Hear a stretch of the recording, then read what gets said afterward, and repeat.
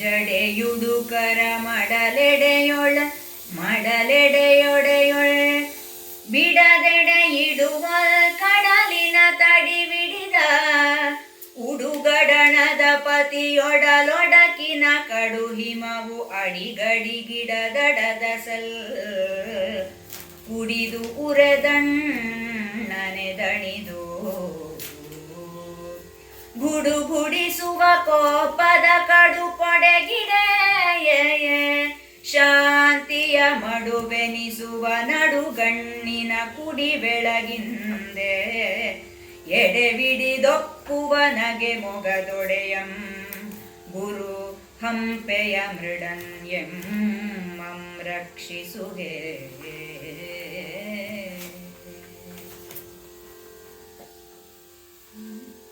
ಚೂಣೆಯ ಹೂಣಿಗರಂ ಮಾನದೆ ಕಾಣಿಸೆ ಹುಲಿ ಗೋಣನ ತೂಣನ ತೋಳಂ ತುಂಡಿಸಿ ಪೂಷನ ಕೋಣೆಯ ಹಲ್ಲೆಲ್ಲ ಘಲ್ಲಿಸಿ ಭಗದಿನ ಪನ ಕಣ್ಣಂ ಮಣ್ಣೊಳು ನೆರಗಿ ಪ್ರಾಣದ ಭಯದಂದಂ ರಣಗತ್ತಲೆಯೊಳ್ ಕಣ್ಗಾಣದೆರೂ ಹಡಗಿಸಿ ಕದ್ದೋಡುವ ನಾಗದ ನಾಣಿಲಿ ಶಕ್ರಾದಿಗಳ ಅಭಿಮಾನವ ಕೊಂಡು ತಿರುಗಿದನ್ ಅಧ್ವರದೆಡೆಗೆ. ಬರೀ ಒಂಥರ ವೀರಭದ್ರೇಶ್ವರನ ವೀರ ಪ್ರತಾಪಗಳನ್ನ, ಆರ್ಭಟಗಳನ್ನ, ಕೋಪವನ್ನ, ಅದರ ಅತ್ಯುದ್ರೇಕವನ್ನ ಬಿಂಬಿಸುವಂತಹ ಕಾವ್ಯ. ಇದರಲ್ಲಿ ಯಾಕೆಂದರೆ ರೋಷದಿಂದ ಉತ್ಪನ್ನವಾದಂತಹ ಒಂದು ಘಟನೆ ಇದು. ಅವಮಾನದಿಂದ ಪ್ರೇರಿತನಾಗಿ, ಅವಮಾನದಿಂದ ರೋಷ, ಆ ರೋಷದಿಂದ ಸೇಡು, ಆ ಸೇಡಿನಿಂದ ಉತ್ಪನ್ನವಾದಂತಹ ತಾನು ಒಂದು ತೀರಿಸ್ಕೋಬೇಕು ಅಂತ ಹೇಳಿ ಮಾಡುವಂಥ ಯಜ್ಞದ ಕಾರ್ಯವಾದ್ರಿಂದ ಯಾವುದೇ ಒಂದು ರೋಷ, ಸೇಡು ಅದು ಯಾವಾಗಲೂ ಮಂಗಳದಲ್ಲಿ ಮುಕ್ತಾಯವಾಗೋದಿಲ್ಲ. ಅದರ ಒಂದು ಪರಿಣಾಮ ಅಂತನ್ನೋದು ಬಹಳ ಘೋರವಾಗಿಯೇ ಇರುತ್ತೆ. ಆ ಘೋರವಾದ ಪರಿಣಾಮ ಇಲ್ಲಿ ನಮಗೂ ಪಾಠವೂ ಇದೆ. ಯಾಕೆಂದರೆ ಈ ದೇಹವನ್ನೇ ನಾವು ಅಂತ ತಿಳ್ಕೊಂಡಾಗ, ಯಾರು ನಮ್ಮನ್ನು ಅಂದಾಗ ನಮ್ಗೆ ಅಪಮಾನವಾಗುತ್ತೆ. ಈ ದೇಹ ನಾನಲ್ಲ, ಏನೋ ಅನ್ಕೋತಾನೆ ಬಿಡು ಅಂತ ಹೇಳಿದಾಗ ನಾವು ಅಷ್ಟು ಅಪಮಾನವನ್ನು ನಾವು ಪರಿಭಾವಿಸೋದಿಲ್ಲ, ಸ್ವೀಕರಿಸೋದಿಲ್ಲ. ಅವಾಗ ಏನಾಗುತ್ತೆ, ಪೂರ್ತಿ ಒಂಥರ ನಿರ್ಲಿಪ್ತತೆ. ಆ ನಿರ್ಲಿಪ್ತತೆ ಬಂದಾಗ ಅಪಮಾನ ಉಂಟಾಗೋದಿಲ್ಲ. ಅಪಮಾನ ಆಗದೆ ಇದ್ದಾಗ ಅಪಮಾನ ಆಗೋದಕ್ಕೆ ಒಂದು ಮದ ಮೂಲ ಕಾರಣ ಆಗುತ್ತೆ. ಮದವಿಲ್ಲದೆ ಅಪಮಾನವಿಲ್ಲ, ಅಪಮಾನವಿಲ್ಲದೆ ರೋಷವಿಲ್ಲ, ರೋಷವಿಲ್ಲದೆ ಸೇಡಿಗೆ. ಈ ಎಲ್ಲ ಕಾರಣದಿಂದಾಗಿ ಏನಾಗುತ್ತೆ, ಇಲ್ಲಿ ಇದಕ್ಕೆ ಬಂದಿದ್ದಾನೆ ಆ ಯಜ್ಞದ ಬಳಿಗೆ ಈಶ್ವರನ ಆಜ್ಞೆಯಂತೆ. ಅಲ್ಲಿ ಮುಖ್ಯವಾದ ಉದ್ದೇಶ ಅಂದರೆ ಸೇಡು ತೀರಿಸಿಕೊಳ್ಳುವುದಲ್ಲ ಪರಮೇಶ್ವರಂದು, ಅಲ್ಲಿ ಅವನ ಅಹಂಕಾರವನ್ನು ಮುರಿಯೋದು. ಅವನ ಅಹಂಕಾರವನ್ನು ಮುರಿಬೇಕಾದ್ರೆ ಕೆಲವು ಉತ್ಪಾತಗಳನ್ನು ಮಾಡಲೇಬೇಕಾಗುತ್ತೆ.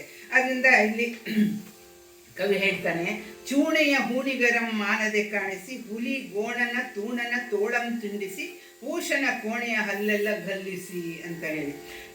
ಏನು ಈಗ ದಕ್ಷನಿಗೆ ಇನ್ನೂ ಅವನ ಅಭಿಮಾನವಾಗಲಿ, ಇನ್ನೂ ಅವನ ಮದವಾಗಲಿ, ನಾನು ಈ ವೀರಭದ್ರೇಶ್ವರನ ಈ ಅಪಾರವಾದ ಘೋರವಾದ ಭೀಕರವಾದ ಸೈನ್ಯದ ಎದುರು ನಾನು ಸೋಲುವುದಿಲ್ಲ, ನಾನು ಗೆದ್ದೇ ಗೆಲ್ತೀನಿ. ಯಾಕೆ ಅಂದರೆ ನನಗೆ ವಿಷ್ಣುವಿನ ಬಲವಿದೆ, ದೇವತೆಗಳ ಬಲವಿದೆ, ಸಮಸ್ತ ದೇವತೆಗಳು ಯಮನಾದಿಯಾಗಿ, ಆಮೇಲೆ ಇಂದ್ರನಾದಿಯಾಗಿ. ಯಾಕೆಂದರೆ ಇವರು ಬಹಳ ಘೋರ.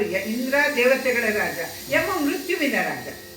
ಯಾಕೆಂದರೆ ಮೃತ್ಯುವನ್ನು ತಂದೊಡ್ಡುವಂಥವನು ಆಯಸ್ಸುಗಳಿಗೆ ನೋಡಿಕೊಂಡು ಯಾರ್ಯಾರಿಗೆ ಎಷ್ಟು ಆಯಸ್ಸು ಅಂಥೇಳಿ ಮೃತ್ಯುವನ್ನು ಅದನ್ನು ಕೊಡುವಂಥವನು ಯಮನ. ಅದರಿಂದ ಇವರಿಬ್ಬರ ಬಲ ಮತ್ತು ಸರ್ವೋತ್ತಮನಾದಂಥ ವಿಷ್ಣುವಿನ ಬಲ, ಇವು ಮೂರು ನನಗಿರೋದ್ರಿಂದ ಈ ವೀರಭದ್ರ ನನಗೇನು ಮಾಡ್ತಾನೆ ಅನ್ನುವಂತಹ ಉಪೇಕ್ಷೆಯಿಂದಾಗಿ ಅವನು ಯಾವ ಗಮನವನ್ನು ಕೊಡುವುದಿಲ್ಲ. ಆದರೆ ಏನು ಉತ್ಪಾತಗಳನ್ನ ಮಾಡ್ತಾನೆ. ಕಡಿತಲೆ ಇದು ಚೂಣೆಯ ಹೂಣಿಗರಂ ಮಾನದೆ ಕಾಣಿಸಿ. ಮುಂದಿನ ಸಾಲಲ್ಲಿ ಯಾವಾಗಲೂ ಫ್ರಂಟ್ ಲೈನ್ ವಾರಿಯರ್ಸ್ ಅಂತ ಇರ್ತಾರೆ.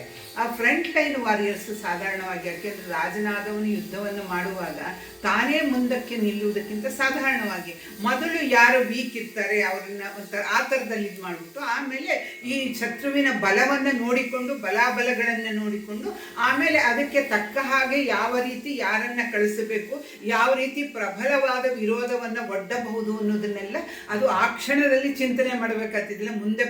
ಮುಂಚೆ ಪ್ಲ್ಯಾನ್ ಮಾಡುವಂಥದ್ದೆಲ್ಲ ಅದೆಲ್ಲ ಆ ಸಮಯ ಸ್ಫೂರ್ತಿಯಿಂದ ಪರಿಸ್ಥಿತಿಯಿಂದ ಆ ಪರಿಸರದಿಂದ ಆ ಸಂದರ್ಭದಲ್ಲಿ ಮಾಡಬೇಕಾದ್ದು. ಇಲ್ಲಿ ಮುಂದಿದ್ದಂತಹ ಸಾಲುಗಳನ್ನೆಲ್ಲ ಅವ್ರನ್ನೆಲ್ಲ ಒಂದು ಸತಿಗೆ ಅವನು ನಾಶ ಮಾಡಿಬಿಡ್ತಾನೆ. ಹುಲಿಗೋಣನ ತೂಣನ ತೋಳಂ ಕುಂಡಿಸಿ. ಹುಲಿಗೋಣ ಅಂದರೆ ಬಹುಶಃ ನನ್ನಂದಾಜು ಹುಲಿಯನ್ನು ಏರಿ ಬಂದವರು ಇರ್ಬೋದು, ಅಥವಾ ಹುಲಿಯ ಸ್ವರೂಪದಂಥ ಅಂದರೆ ಹುಲಿಯಷ್ಟು ಭಯಂಕರವಾದ ಯಮನ ಕೋಣ ಅಂತಲೂ ತಗೊಳ್ಬೋದು. ಆಮೇಲೆ ಯಮನ ತೋಳಂ ತುಂಡಿಸಿ, ಆ ತೂಣ ಅಂತಂದರೆ ಯಮನ ತೋಳನ್ನೇ ಕತ್ತರಿಸಿ, ಪೂಷನ ಕೋಣೆಯ ಹಲ್ಲೆಲ್ಲ ಗಲಿಸಿ. ಪೂಷನ ಕೋಣೆ ಅಂದರೆ ಇಲ್ಲಿ ಬಹುಶಃ ಬಾಯಿ ಅಂತ ತಗೊಳ್ಬೇಕಾಗತ್ತೆ. ಅವನ ಹಲ್ಲನ್ನೆಲ್ಲ ಕತ್ತರಿಸಿಬಿಡ್ತಾನೆ. ಭಗ ದಿನಪನ ಕಣ್ಣಂ ಮಣ್ಣುಳು ನರಿಗೆ. ಭಗ ದಿನಪ ಅಂತ ಇಲ್ಲ ತಿಳ್ಕೊಳ್ತಾನೆ. ಅದು ದಿನಪ ಅಂದರೆ ಆದಿತ್ಯ ಅನ್ನೋ ಅರ್ಥದಲ್ಲಿ. ನಾವು ದ್ವಾದಶಾದಿತ್ಯರ ಬಗ್ಗೆ ನಾವು ಹೇಳಿದ್ವಿ. ಅದರಲ್ಲಿ ದಾತ, ಮಿತ್ರ, ಆರ್ಯಮ, ಶಕ್ರ, ವರುಣ, ಅಂಶ, ಈ ಭಗ. ಆಮೇಲೆ ವಿವಸ್ವಾನ್ ಪೂಷನ ಹಲ್ಲನ್ನು ಕತ್ತರಿಸಿದ್ವಿ ಅಂದರೆ ದ್ವಾದಶಾದಿತ್ಯರಲ್ಲಿ ಇಬ್ಬರಾದಂತಹ ಭಗ ಮತ್ತು ಪೂಷನ ಅವರನ್ನೂ ಸಹಿತ ಅವನು ಇದು ಮಾಡ್ತಾನೆ. ಭಗನ ಕಣ್ಣನ್ನು ಕಿತ್ತು ಬಿಡ್ತಾನೆ, ಆಮೇಲೆ ಪೂಷನ ಹಲ್ಲನ್ನು ಕಿತ್ತು ಹಾಕಿ ಬಿಡ್ತಾನೆ. ಆಮೇಲೆ ಇನ್ನಿಬ್ಬರು ಬರೋರು, ಇನ್ನೂ 3 ಜನ, ಸವಿತಾ, ತ್ರಷ್ಟ, ವಿಷ್ಣು ಅಂತ ಅನ್ನೋರು. ಆಮೇಲೆ ಹೀಗೆ ಭಗದಿನಪ್ಪನ ಅವನ ಕಣ್ಣನ್ನು ಕಿತ್ತು ನೆಲದಲ್ಲಿ ಹಾಕಿಬಿಡ್ತಾನೆ. ಪ್ರಾಣದ ಭಯದಂದಂ ರಣಗತ್ತೇಳಿ ಕಣ್ಕಾಣದೆ ರೂಹಡಗಿಸಿ ಕದ್ದೋಡುವ ನಾಕದ ನಾಣಿಲಿ ಶಕ್ರಾದಿಗಳ ಅಭಿಮಾನವಂ ಕೊಂಡಂ ತಿರುಗಿದನು ಅಧ್ವರದ ಕಡೆಗೆ. ಅವೆಲ್ಲ ಪ್ರಾಣ ಭಯ ಉಂಟಾಗುತ್ತೆ. ಯಾವಾಗಲೂ ಭಯ ಉಂಟಾದಾಗ ಮುಂದಕ್ಕೆ ಏನೂ ಕಾಣುವುದಿಲ್ಲ. ಇಲ್ಲಿ ರಣಗತ್ತಲೆ, ಈ ರಣಗತ್ತಲೆ ಅನ್ನೋದನ್ನು 2 ಅರ್ಥದಲ್ಲಿ ನಾವು ತಗೋಬೋದು. ಒಂದು, ವಿಪರೀತವಾದ ಸೈನ್ಯ ಆಕಾಶವನ್ನು ಮುಚ್ಚುವಷ್ಟು ಒಂದು ಕಗ್ಗತ್ತಲು ಉಂಟಾಗುವಂಥ ರೀತಿಯಲ್ಲಿ ಭೀಕರವಾದ ಒಂದು ಸೈನ್ಯ ಇದೆ. ಇನ್ನೊಂದು, ಈ ಯುದ್ಧವನ್ನು ನೋಡಿದಾಗ, ಈ ಭಯಂಕರ ಯುದ್ಧವನ್ನು ನೋಡಿದಾಗ ಇವರ ಕಣ್ಗತ್ತಲೆ ಆಯಿತು ಅಂತಲೂ ನಾವು ಬೇಕಾರದಂತ ಹೋದೆ. ಯಾಕೆಂದರೆ ಕವಿಗಳು ಹೇಗೆ ಪದಗಳನ್ನು ಪ್ರಯೋಗಿಸ್ತಾರೆ ಅಂದರೆ ಅದಕ್ಕೆ ಒಂದಕ್ಕೊಂದು ಅರ್ಥ ಇರಲ್ಲ. ಅದರ ಅರ್ಥದ ವಿಸ್ತಾರದ ಸಾಧ್ಯತೆ ಹೆಚ್ಚಿದಷ್ಟು ಕಾವ್ಯ ಹೆಚ್ಚು ಯಶಸ್ವಿಯಾಗುತ್ತೆ. ಆ ಥರದಲ್ಲಿ ಇವನ ಕಾವ್ಯ ತುಂಬ ಯಶಸ್ವಿಯಾಗಿದೆ. ಆಮೇಲೆ ಕದ್ದೋಡುವ ನಾಕದ ನಾಣಿಗಳು. ಯಾವಾಗ ಈ ವೀರಭದ್ರೇಶನ ಭೀಕರವಾದ ಸೈನ್ಯದ ದಾಳಿ ಆಯಿತೋ ಇನ್ನೂ ನಮಗೆ ಉಳುಗಾಲವಿಲ್ಲ. ನಾವೆಷ್ಟೇ ಶೌರ್ಯದಿಂದ ಕಾದಾಡಿದ್ರೂ ಸಹಿತ ಅವರೆದುರಿಗೆ ನಾವು ನಿಲ್ಲಲು ಸಾಧ್ಯವಿಲ್ಲ ಅಂತ ಹೇಳಿದಾಗ, ಯಾವಾಗಲೂ ಯುದ್ಧದಲ್ಲಿ ಒಂದಿದೆ, ನಾವು ಪ್ರತಾಪ ಮಾಡಿ ಮಾಡಿ ಮಾಡಿ ನಾವು ಪ್ರಾಣ ಕೊಟ್ಟಾದರೂ ಸರಿ ಅಂತಲ್ಲ. ರಾವಣನಿಗಾಗಲಿ ಕೃಷ್ಣನೂ ಒಂದು ಕಡೆ ಮಾಡ್ತಾನೆ. ಯಾವಾಗ ಜರಾಸಂಧ ಮೇಲಿಂದ ಮೇಲೆ ದಾಳಿ ಮಾಡ್ತಾನೆ, ಅವನು ಹೊರಟೋಗ್ತಾನೆ. ಹೋಗಿ ವ್ಯರ್ಥವಾಗಿ ಪ್ರಾಣ ಕೊಡುವುದರಲ್ಲಿ ಅರ್ಥವಿಲ್ಲ. ಮತ್ತೆ ಅವರಿಗೆ ಅಪಮಾನವಾದರೂ ಅಥವಾ ಶತ್ರು ಹಂಗಿಸಿದರೂ ಸಹಿತ ಹಿಂದೆ ಹೋಗಿ ಮತ್ತೆ ಒಂದು ಸರಿಯಾದ ಸೈನ್ಯವನ್ನು, ಪ್ರಬಲವಾದ ಸೈನ್ಯವನ್ನು ಕೂಡಿಸಿಕೊಂಡು ಮತ್ತೆ ಶತ್ರುವನ್ನು ಮಟ್ಟ ಹಾಕುವುದು ಜಾಣತನವನ್ನು. ನನಗೆ ಶೌರ್ಯ ಇದೆ, ವೀರ್ಯ ಇದೆ, ನಾನು ಶತ್ರು ಚಿಂತಿಲ್ಲ ಅಂತ ಹೋದ್ರೆ ರಾಜ್ಯದ ಗತಿಯೇನು? ಅದಕ್ಕೆ ಇಲ್ಲಿ ಅದೇ ಥರ ನಾಕದ ನಾಣಿಗಳು ಅಂದರೆ ಲಜ್ಜೆಗೇಡಿಗಳು ಅಂತ ಅರ್ಥ. ನಾಚಿಕೆ ಇಲ್ಲದೆ ಇದ್ದವರು ಅಂತ ಹೇಳ್ಬಿಟ್ಟು. ಯಾಕೆ ಇವರು ಲಜ್ಜೆಗೇಡಿಗಳಾದ್ರು ಅಂದರೆ, ದೇವೇಂದ್ರ ಅಂದರೆ ದೇವತೆಗಳಿಗೆ ಪ್ರಭುವಾದಂಥವನು, ಅವನೂ ಸಹಿತ ಈ ವೀರಭದ್ರನ ಸೈನ್ಯದ ವೀರಭದ್ರನ ಒಂದು ಬೊಬ್ಬಿರಿತದ ಆಟಾಟೋಪವನ್ನು ತಾಳಲಾರದೆ ನಾವಿನ್ನು ಉಳಿಯೋದಕ್ಕೆ ಸಾಧ್ಯವಿಲ್ಲ ಅಂಥೇಳಿ ಅಭಿಮಾನವನ್ನು ತೊರೆದು ಓಡಿದ್ದು ನಾಣಿಲಿ. ಲಜ್ಜೆ ಹೊತ್ತಾನೆ. ನಾನು ಯಾವಾಗ ಅಭಿಮಾನವನ್ನು, ನನ್ನ ಆತ್ಮಾಭಿಮಾನವನ್ನು ಬಿಟ್ಟು ನಾವು ಯಾರನ್ನಾದರೂ ಬೇಡ್ತೀವಿ, ಆ ಬೇಡುವುದರಲ್ಲಿ ಲಜ್ಜೆ ಇರುವುದಿಲ್ಲ. ಆ ರೀತಿಯಲ್ಲಿ ಇವನು ಲಜ್ಜೆ ಇಲ್ಲದೆ ನಾಣ್ಯಗಳಾದ ಶಕ್ರಾದಿಗಳು, ಇಂದ್ರಾದಿಗಳ ಅಭಿಮಾನವನ್ನು ಕೊಂಡು, ಅಂದರೆ ಅವರ ಅಭಿಮಾನವನ್ನು ತಾನು ಕೊಂಡು ಅಂತಂದರೆ ಅವರಿಗೆ ನಾಚಿಕೆ ಉಂಟಾಗುವ ಹಾಗೆ ಮಾಡಿದ, ಲಜ್ಜೆಗೆಳುವ ಹಾಗೆ ಮಾಡಿಬಿಟ್ಟು ತಿರುಗಿದನು. ಈಗಿಷ್ಟೆಲ್ಲ ಒಂದು ಉತ್ಪಾತಗಳನ್ನು ಮಾಡಿ ಆದಮೇಲೆ ಅವನ ದೃಷ್ಟಿ ಎಲ್ಲಿಗೆ ತಿರುಗುತ್ತೆ? ದಕ್ಷನ ಯಜ್ಞದ ಕಡೆಗೆ ತಿರುಗುತ್ತೆ.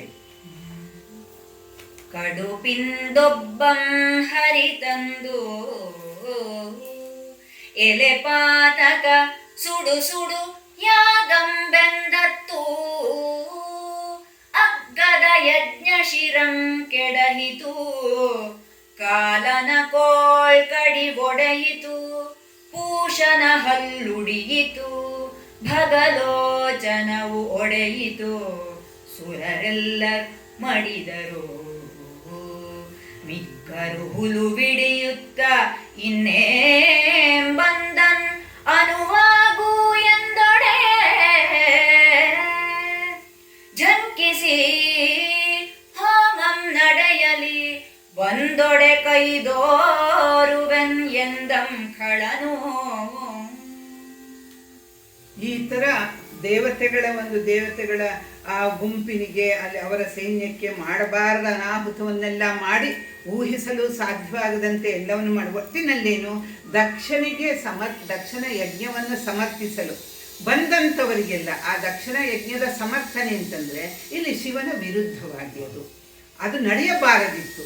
ಯಾಕೆಂದರೆ ತ್ರಿಮೂರ್ತಿಗಳಲ್ಲಿ ಯಾರೊಬ್ಬರಲ್ಲೂ ಭೇದವಿಲ್ಲ ಅಂತ ಹೇಳಿಬಿಟ್ಟು ಬಹಳಷ್ಟು ಪುರಾಣಗಳಲ್ಲಿ ಅವರು ಹೇಳ್ತಾರೆ, ನಾವು ಯಾರೂ ಭೇದವಿಲ್ಲ. ನಾನು ಅವತ್ತು ಹೇಳ್ತಾ ಇದ್ದೆ, 3 ಸ್ವರೂಪಗಳು ಅಂದರೆ 3 ಕಾರ್ಯಕ್ಕೋಸ್ಕರ ಅಷ್ಟೇ.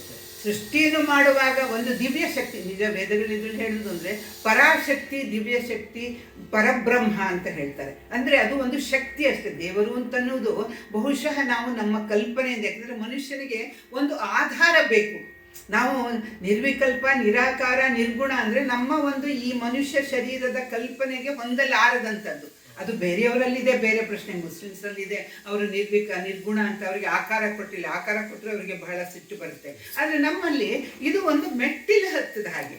ಈಗ ಭಗವಂತನನ್ನು ಒಂದು ಪಡೆಯಬೇಕಾದರೆ ಒಂದೊಂದೇ ಮೆಟ್ಟಲನ್ನು ಹತ್ತಬೇಕು. ನಾವು ಹೆಲಿಕಾಪ್ಟರಿಂದ ಹೋಗಿ ಅಲ್ಲಿ ಇಳಿಯೋದಕ್ಕೆ ಸಾಧ್ಯ ಇಲ್ಲ. ಆ ಮೆಟ್ಟಲು ಅಂತನ್ನುವುದು ಸಾಧನೆ. ಆ ಸಾಧನೆಗೆ ಆಧಾರವಾದದ್ದು ಅಂದರೆ ನಮಗೆ ಮೂರ್ತ ಸ್ವರೂಪವಾದಂತಹ ಯಾವುದಾದ್ರೂ ಒಂದು ಬೇಕು.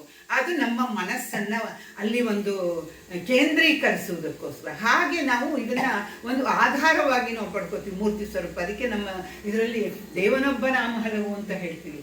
ನೀನು ಇಂಥವ್ರನ್ನೇ ಪೂಜೆ ಮಾಡಬೇಕು ಅಂತ ಹೇಳಿಲ್ಲ. ನಿನಗೆ ಯಾರು ಇಷ್ಟ? ಗಣಪತಿ ಇಷ್ಟನಾ? ಆಯಿತು, ಗಣಪತಿಯನ್ನೇ ನಿನ್ನ ಆರಾಧ್ಯ ದೈವವಾಗಿ ಮಾಡ್ಕೊ. ಈಶ್ವರ ಇಷ್ಟನ? ಈಶ್ವರನನ್ನೇ ಮಾಡಿಕೊ. ದೇವಿ ಇಷ್ಟನ? ದೇವಿಯನ್ನೇ ಮಾಡು. ಸೂರ್ಯ ಇಷ್ಟನ? ಸೂರ್ಯನನ್ನೇ ಮಾಡು. ವಿಷ್ಣು ನಿನಗೆ ಸರ್ವಶ್ರೇಷ್ಠನ ಮಾಡು. ಅದಕ್ಕೆ ನೋಡಿ, ಶಂಕರಾಚಾರ್ಯರು ಪಂಚಾಯತನ ಪೂಜೆ ಅಂತ ಒಂದು ತಂದರು, ಶಿವಪಂಚಾಯತನ ಅಂತ. ಆ ಪಂಚಾಯತನ ಏನು ಅಂದರೆ ಅಲ್ಲಿ ಅಂಬಿಕಾ, ವಿಷ್ಣು, ಗಣಪತಿ, ಸೂರ್ಯ ಮತ್ತು ಶಿವ. ಇದು ನೋಡಿ, ಗಾಣಪತ್ಯರಿಗೆ ಗಣಪತಿ, ಶೈವ ಭಕ್ತರಿಗೆ ಶಿವ, ಸೂರ್ಯೋಪಾಸಕರಿಗೆ ಸೂರ್ಯ, ದೇವಿಯ ಅರ್ಚಕರಿಗೆ ದೇವಿಯ, ವಿಷ್ಣುವಿಗೆ ವೈಷ್ಣವರಿಗೆ ವಿಷ್ಣು. ಅಂದ್ರೇನು? ಇಲ್ಲಿ ಶಂಕರಾಚಾರ್ಯರು ಈ ಮೂಲಕ ಯಾವ ದೇವತೆಯನ್ನು ನೀನು ನನ್ನ ಇಷ್ಟ ದೇವತೆಯನ್ನಾಗಿ ಸ್ವೀಕರಿಸ್ತೀಯೋ ಅವರನ್ನು ನೀನು ಪೂಜೆ ಮಾಡ್ಬೋದು, ನಿನಗೆ ಸ್ವತಂತ್ರ ಇದೆ. ಅದಕ್ಕೆ ನಮ್ಮ ಸನಾತನ ಧರ್ಮ ಯಾಕೆ ಇಷ್ಟು ವರ್ಷಗಳ ಕಾಲ ಇಷ್ಟೆಲ್ಲ ದಾಳಿಗಳ ನಡುವೆ ಉಳ್ಕೊಂಡ್ಬಂದಿದೆ ಅಂದರೆ ಈ ಒಂದು ಸ್ವಾತಂತ್ರ್ಯ ಇದೆ. ಅಲ್ಲಿ ಹೇಳ್ತಾರೆ, ಶಿವಪಂಚಾಯತನದಲ್ಲಿ ಶಂಕರಾಚಾರ್ಯ ಹೇಳ್ತಾರೆ, ನೀನು ಶೈವನಾದರೆ ನಿನಗೆ ಶಿವನೇ ಸರ್ವಸ್ವ. ಆದರೆ ಶಿವನನ್ನು ಮಧ್ಯೆ ಇಟ್ಟು, ಅದೊಂದು ಆರ್ಡರ್ ಹೇಳ್ತಾರೆ, ಆರ್ಡರ್ ನನಗೆ ನೆನಪಿಲ್ಲ, ಆ ಉಳಿದವರನ್ನು ಸುತ್ತದಲ್ಲಿ ಇಟ್ಟು ಶಿವನನ್ನು ಕೇಂದ್ರೀಕೃತ ದೇವರನ್ನಾಗಿ, ಪ್ರಮುಖ ದೇವರನ್ನಾಗಿ ನೀನು ಪೂಜೆ, ಅರ್ಚನೆ, ಅಭಿಷೇಕ ಎಲ್ಲ ಮಾಡು. ನೀನು ವಿಷ್ಣುವಿನ ವಿಗ್ರಹವನ್ನು ಮಧ್ಯದಲ್ಲಿಡು, ಉಳಿದವರ 4 ಇಡು. ಅದೇ ಥರ ಸೂರ್ಯೋಪಾಸಕರಾದರೆ ಸೂರ್ಯನನ್ನು, ಆಮೇಲೆ ಗಣಪತಿ ಉಪಾಸಕರಾದರೆ ಗಣಪತಿಯನ್ನು, ಶಕ್ತಿ ಉಪಾಸಕರಾದರೆ ದೇವಿಯನ್ನು. ಈ ಪಂಚಾಯತನ ಪೂಜೆ ಯಾರೊಬ್ಬರಿಗೂ ವಿರುದ್ಧವಾಗಿಲ್ಲ, ಎಲ್ಲರನ್ನೂ ಒಳಗೊಂಡು ಈ ಮುಖ್ಯವಾದ 5 ಉಪಾಸಕರು, 5 ಉಪಾಸಕರನ್ನು ಗಮನದಲ್ಲಿಟ್ಕೊಂಡು ನಿನ್ನ ಇಚ್ಛೆಯಂತೆ, ನಿನ್ನ ಭಕ್ತಿಯಂತೆ, ಅಪೇಕ್ಷೆಯಂತೆ, ಶ್ರದ್ಧೆಯಂತೆ ನೀನು ಮಾಡು ಅಂತೇಳಿ ಈ ಪಂಚಾಯತನ ಪೂಜೆ ಅತ್ಯಂತ ಶ್ರೇಷ್ಠವಾದದ್ದ ಇದರ ಕಲ್ಪನೆಯನ್ನು ಕೊಟ್ಟವರು ಶಂಕರಾಚಾರ್ಯರು. ಓಕೆ, ಹಾಗೆ ಇಲ್ಲಿ ಇವರು ಇದೆಲ್ಲ ಮಾಡ್ತಾ ಇದ್ದಾರೆ. ಇಲ್ಲಿ ಆಗಬಾರ್ದು ಅನಾಹುತ ಆಗೋಗಿದೆ. ಅಷ್ಟಾದರೂ ದಕ್ಷನಿಗೆ ಇನ್ನೂ ತನ್ನ ತಪ್ಪಿನ ಅರಿವಾಗಿಲ್ಲ, ತನ್ನ ಮದದ ಆ ಶಿಖರದಿಂದ ಅವನು ಇಳಿದಿಲ್ಲ. ಇಲ್ಲಿ ಗೊತ್ತಾಗುತ್ತೆ ನೋಡಿ, ಕಡಪಿಂದೊಬ್ಬಂ ಹರಿತಂದು ಎಲೆ ಪಾತಕ ಸುಡು ಸುಡು ಯಾಗಂ. ಅವನು ಯಾರೋ ಒಬ್ಬ ಆ ಸೈನ್ಯದ ನಡುವೆ ಅಂತೂ ಇಂತೂ ಒಬ್ಬ ಉಳಿದ್ರೆ ಅದೇನೋ ಹೇಳ್ತಾರಲ್ಲ, ಬೀಸಿದೊಣ್ಣೆ ತಪ್ಪಿದ್ರೆ 1000 ವರ್ಷ ಆಯಸ್ಸು ಅಂತ. ಹಾಗೆ ಸದ್ಯ ನಾನು ಪಾರಾದೆ ಅಂತೇಳಿ ಇಲ್ಲಿ ತನ್ನ ಒಡೆಯನಾದ ಅಥವಾ ತನ್ನನ್ನು ಈ ಯುದ್ಧಕ್ಕೆ ನೇಮಿಸಿದ ದಕ್ಷನಿಗೆ ಒಂದು ಎಚ್ಚರಿಕೆಯನ್ನು ಕೊಡಬೇಕು ಅಂತೇಳಿ ಓಡಿ ಬರ್ತಾನೆ. ಹರಿತಂದು ಅಂದರೆ ಬೇಗ ಬಂದ್ಬಿಟ್ಟು ಹೇಳ್ತಾನೆ, ಎಲೆ ಪಾತಕ ಸುಡು ಸುಡು ಯಾಗಂ. ಏನಿನ್ನೂ ಯಾಗವನ್ನು ಮಾಡ್ತಾ ಇದೆಯಾ, ಬಿಟ್ಟು ಬಿಡು ಅದನ್ನ. ಅಗ್ಗದ ಯಜ್ಞ ಶಿರಂ ಕೆಡಹಿತು. ಇಲ್ಲಿ ಯಜ್ಞ ಅಂತನ್ನೋದು ಒಂದು ಇದ್ರ ರೂಪವಾದಂಥ ಒಂದು ಕಾರ್ಯವಾದರೂ ಸಹಿತ, ಕರ್ಮವಾದರೂ ಸಹಿತ, ಇಲ್ಲಿ ಯಜ್ಞನ ಒಂದು ಪುರುಷ ರೂಪದಲ್ಲಿ ಯಜ್ಞ ಶಿರಂ ಕೆಡಿತು, ಯಜ್ಞ ಹಾಳಾಯಿತು.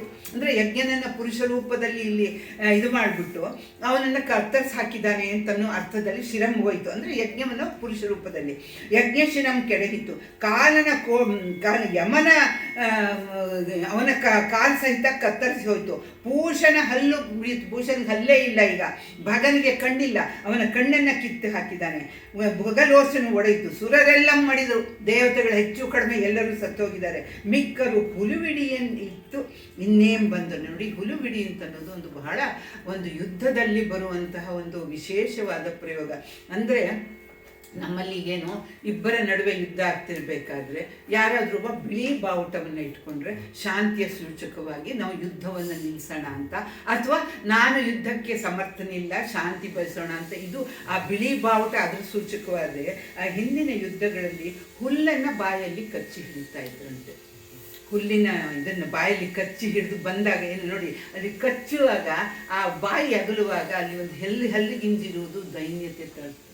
ಹಿಂಗಿದು ಮಾಡೋದು ಹೇಗಿದೆ, ಹಲ್ಲಲ್ಲಿ ಕಚ್ಕೊಂಡಾಗ ಏನಾಗುತ್ತೆ, ಹಲ್ಲಿ ಹೀಗೆ ಬರುತ್ತೆ, ಅಲ್ಲಿ ದೈನ್ಯತೆ ತೋರಿಸುತ್ತೆ. ಅಂದ್ರೇನು, ಯುದ್ಧ ಮಾಡಲು ಸಮರ್ಥರಲ್ಲ, ನಾವು ಸೋತಿದ್ದೀವಿ, ನಾವು ಶರಣಾಗತರಾಗಿದ್ದೀವಿ ಅಂತನ್ನೋದನ್ನ ಬಾಯಲ್ಲಲ್ಲ, ಕೈಯಲ್ಲಲ್ಲ, ನಮಸ್ಕಾರ ಮಾಡಲ್ಲ, ಕಾಲು ಹಿಡಿದಲ್ಲ, ಈ ಒಂದು ಹುಲ್ಲಿನ ಒಂದು ಇದನ್ನು ಗರಿಕೆಯನ್ನಾಗಲಿ ಅಥವಾ ಒಂದೊಂದು ಹಿಡಿ ಹುಲ್ಲನ್ನಾಗಲಿ ಬಾಯಲ್ಲಿ ಕಚ್ಚಿಕೊಂಡು ಎದುರಿಗೆ ಬಂದರೆ ಅದು ನೋಡಿದ ತಕ್ಷಣ ಅರ್ಥ ಆಗುತ್ತೆ, ಇವನು ಸೋತಿದ್ದಾನೆ, ಶರಣಾಗತರಾಗಿದ್ದಾನೆ ಅಂತ. ಈ ದೇವತೆಗಳು ಭಗ, ಪೂಷ, ಯಮ, ಇಂದ್ರ ಎಲ್ಲರ ಬಗ್ಗೆ ಹೇಳಿದ್ದಾನೆ. ಒಡೆದು ಸುರನ್ ಮಡಿದರು. ಮಿಕ್ಕರು ಹುಲುವಿಡಿಯುತ್ತೇ ನಮ್ಮ ಬಂದೇನೆ ಅನುವಾಗೇನೆ ಜಂಕಿಸಿ ಹೋಮಂ ನಡೆಯಲಿ ಬಂದೊಡೆ ಕೈದೋರುವೆನು. ಈಗ ಇದಾಗಿದೆ, ಯಾಕಂದ್ರೆ ಸಂಪೂರ್ಣ ನಿನ್ನ ಯಜ್ಞದ ಅಥವಾ ನಿನ್ನ ಅಹಂಕಾರದ ನಾಶವಾಗ್ತಾ ಇದೆ, ಇನ್ನು ನೀನು ಈ ಅಹಂಕಾರವನ್ನು ಬಿಡು, ಯಜ್ಞವನ್ನು ಬಿಡು ಅಂತ ಹೇಳಿದಾಗ ಜಂಕಿಸಿ ಹೋಮಂ ಇದು ಮಾಡಿದರು. ಮಿಕ್ಕಂ ಹುಲಿಯುಡಿಯುತ್ತೇನೆ ಬಂದೇನೆ, ನೀನು ಯುದ್ಧಕ್ಕೆ ಅನುವಾಗುವಂದಾಗ ನಡೀಲಿ. ಅವನೇನು ಹೇಳ್ತಾನೆ, ಗದರಿಸ್ತಾನೆ, ಯಾವನೋ ನೀನು ಬಂದಿದೀಯಾ, ಏನೋ ನನ್ನನ್ನು ಹೆದರ್ಸ್ದಕ್ಕೆ ಬಂದಿದೀಯಾ, ಹೋಮಂ ನಡೆಯಲಿ, ಯಜ್ಞ ಮುಂದುವರಿಯಲಿ.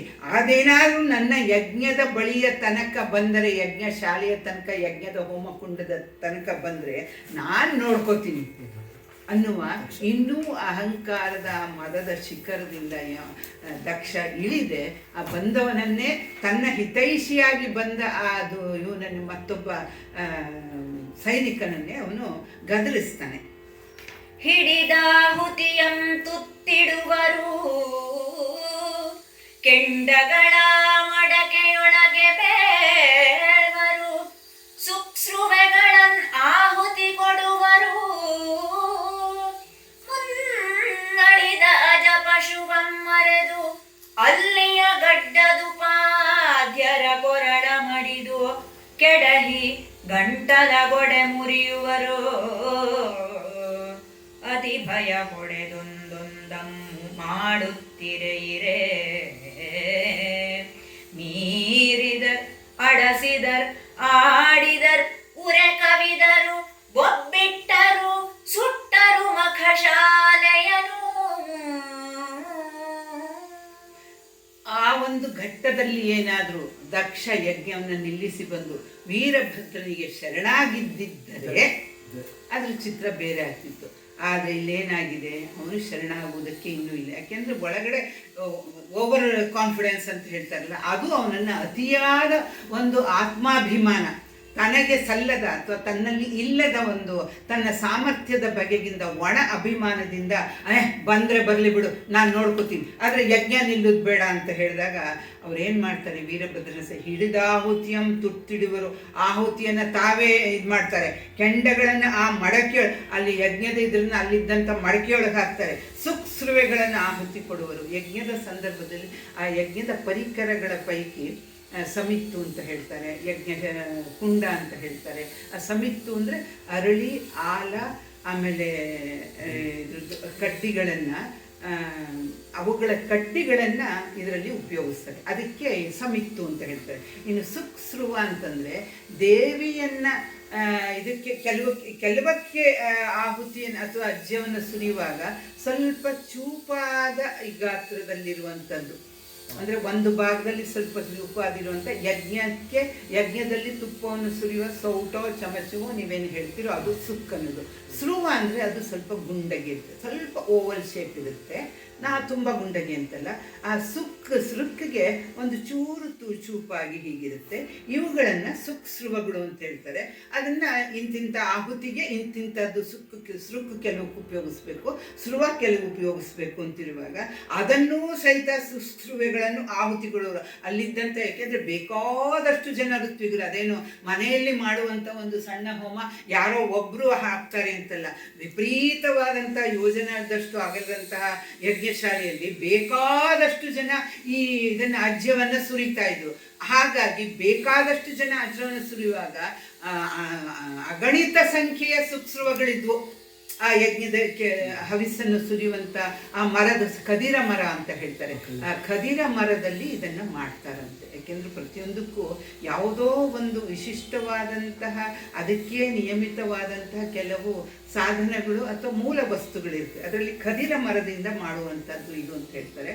ಅದನ್ನೆಲ್ಲ ಬೆಂಕಿಗಾಹುತಿಯಾಗಿದ್ದಾರೆ. ಮುನ್ನ ಅಳಿದ ಪಶುವ ಮರದು, ಅಲ್ಲಿ ಆಗಲೇ ಬಲಿ ಕೊಟ್ಟಂಥ ಅಜ ಪಶುವನ್ನು ಅಂದರೆ ಇದನ್ನು ಮೇಕೆಯನ್ನು ಅಲ್ಲಿ ಅದನ್ನು ಮರೆತು ಬಿಟ್ಟು ಗಡ್ಡದುಪಾಧ್ಯಾಯರ ಕೊರಳ ಮಾಡಿದ್ರು. ಇಲ್ಲಿ ಈ ಗಡ್ಡದುಪಾಧ್ಯಾಯರು ಕುಮಾರವ್ಯಾಸ ಏನು ಬಂದಿರಿ ಗಡ್ಡದುಪಾಧ್ಯಾಯರೇ ಅಂತ ಹೇಳ್ಬಿಟ್ಟು, ಅಂದರೆ ಗಡ್ಡವನ್ನು ಬಿಟ್ಟಂತಹ ಋಷಿ ಮುನಿಗಳು ಅಲ್ವಾ, ಅವರುಗಳ ಕೊರಳನ್ನು ಕಡಿದು ಕೆಡಹಿ ಗಂಟಲು ನೋಡಿ ಎಷ್ಟು ಅನಾಹುತವನ್ನು ಮಾಡ್ತಾನೆ ಅಂದರೆ ಅದು ಭೀಕರವಷ್ಟೇ ಅಲ್ಲ, ಬೀಭತ್ಸವೂ ಆಗಿದೆ. ಅವರನ್ನೆಲ್ಲ ನೆಲದ ಮೇಲೆ ಕೆಳವಿ ಅವರ ಗಂಟಲಿನ ಮೇಲೆ ತನ್ನ ಕಾಲನ್ನು ಇಟ್ಟು, ಇನ್ನೂ ಇದರಲ್ಲಿ ಬರೀ ಇದು ಮಾಡ್ತಾರೆ, ಮುಂದೆ ಇದರಲ್ಲಿ ದುಡ್ಡನ್ನೇ ನುರುಳೆ ಅಂತ ಅಷ್ಟೇ ಹೇಳ್ತಾನೆ. ಆದರೆ ಶಿವಪುರಾಣದಲ್ಲಿ ಮತ್ತೊಂದು ಕಡೆ ಇನ್ನೂ ಭೀಕರವಾದ ಕೆಲವು ಚಿತ್ರಗಳು ಬರುತ್ತೆ. ಗಂಟು ನೋಡಿಯುವ ಅತಿ ಭಯದೊಡ ಹೊಡೆದು ಒಂದೊಂದನ್ನು ಮಾಡುತ್ತೀರೇ, ಮೀರಿದರು ಅಡಸಿದರು ಆಡಿದರು ಊರೇ ಕವಿದರು ಒಬ್ಬಿಟ್ಟು, ಅಂದರೆ ಮಾಡಬಾರದಂಥ ರೀತಿಯಲ್ಲಿ ಅವರ ಆರ್ಭಟ ಹೇಗಿತ್ತು ಅಂದರೆ ತುಳಿದ್ರು, ಕತ್ತರಿಸಿದ್ರು, ಕಿತ್ತಾಕಿದ್ರು, ಸುಟ್ಟಾಕಿದ್ರು, ಏನೇನೇನೇನು ಅನಾಹುತವನ್ನು ಮಾಡಬಹುದು, ಭೀಕರ ಅನಾಹುತ. ಅದನ್ನೆಲ್ಲ ಮಾಡಿಬಿಟ್ಟು ಸುಟ್ಟರು ಮಖಶಾಲೆಯನ್ನು, ಆ ಯಜ್ಞಕ್ಕಾಗಿ ನಿರ್ಮಿತವಾದಂಥ ಏನೇನು ಇತ್ತೋ ಅಲ್ಲೆಲ್ಲ ಟೆಂಟ್ಗಳು ಹಾಕಿರ್ಬೋದು, ಗುಡಾರಗಳು ಇರ್ಬೋದು, ಮತ್ತೊಂದಿರ್ಬೋದು, ಸಂಪೂರ್ಣವಾಗಿ ಅದನ್ನು ಸುಟ್ಟಾಕಿದ್ರು. ಯಾರು? ಶಿವನ ಕೋಪದಿಂದ ಉದ್ಭವಿಸಿದಂತಹ ವೀರಭದ್ರೇಶ್ವರ ಮತ್ತು ಅವನ ಸಂಕಲ್ಪದಿಂದ ಉದ್ಭವಿಸಿದಂಥ ಆ ಭೀಕರವಾದ ಪ್ರಮಥ ಗಣಗಳು. ಕಡುಗಲಿ ವೀರೇಶಂ ಗುಡುಗುಡಿಸುತ್ತ ಒಳಪಕ್ಕು ಆವೆಡನಿಂದ ಕನ್ಯನುತ ಐತರೆ ಕಂಡು ಇದಿರಿಯೇಳಂ ಕೆಡೆ ಕೆಡೆ ಪಾಪಿ ಶಿವದ್ರೋಹಿಯನುತ್ತ ಎರಗಲ್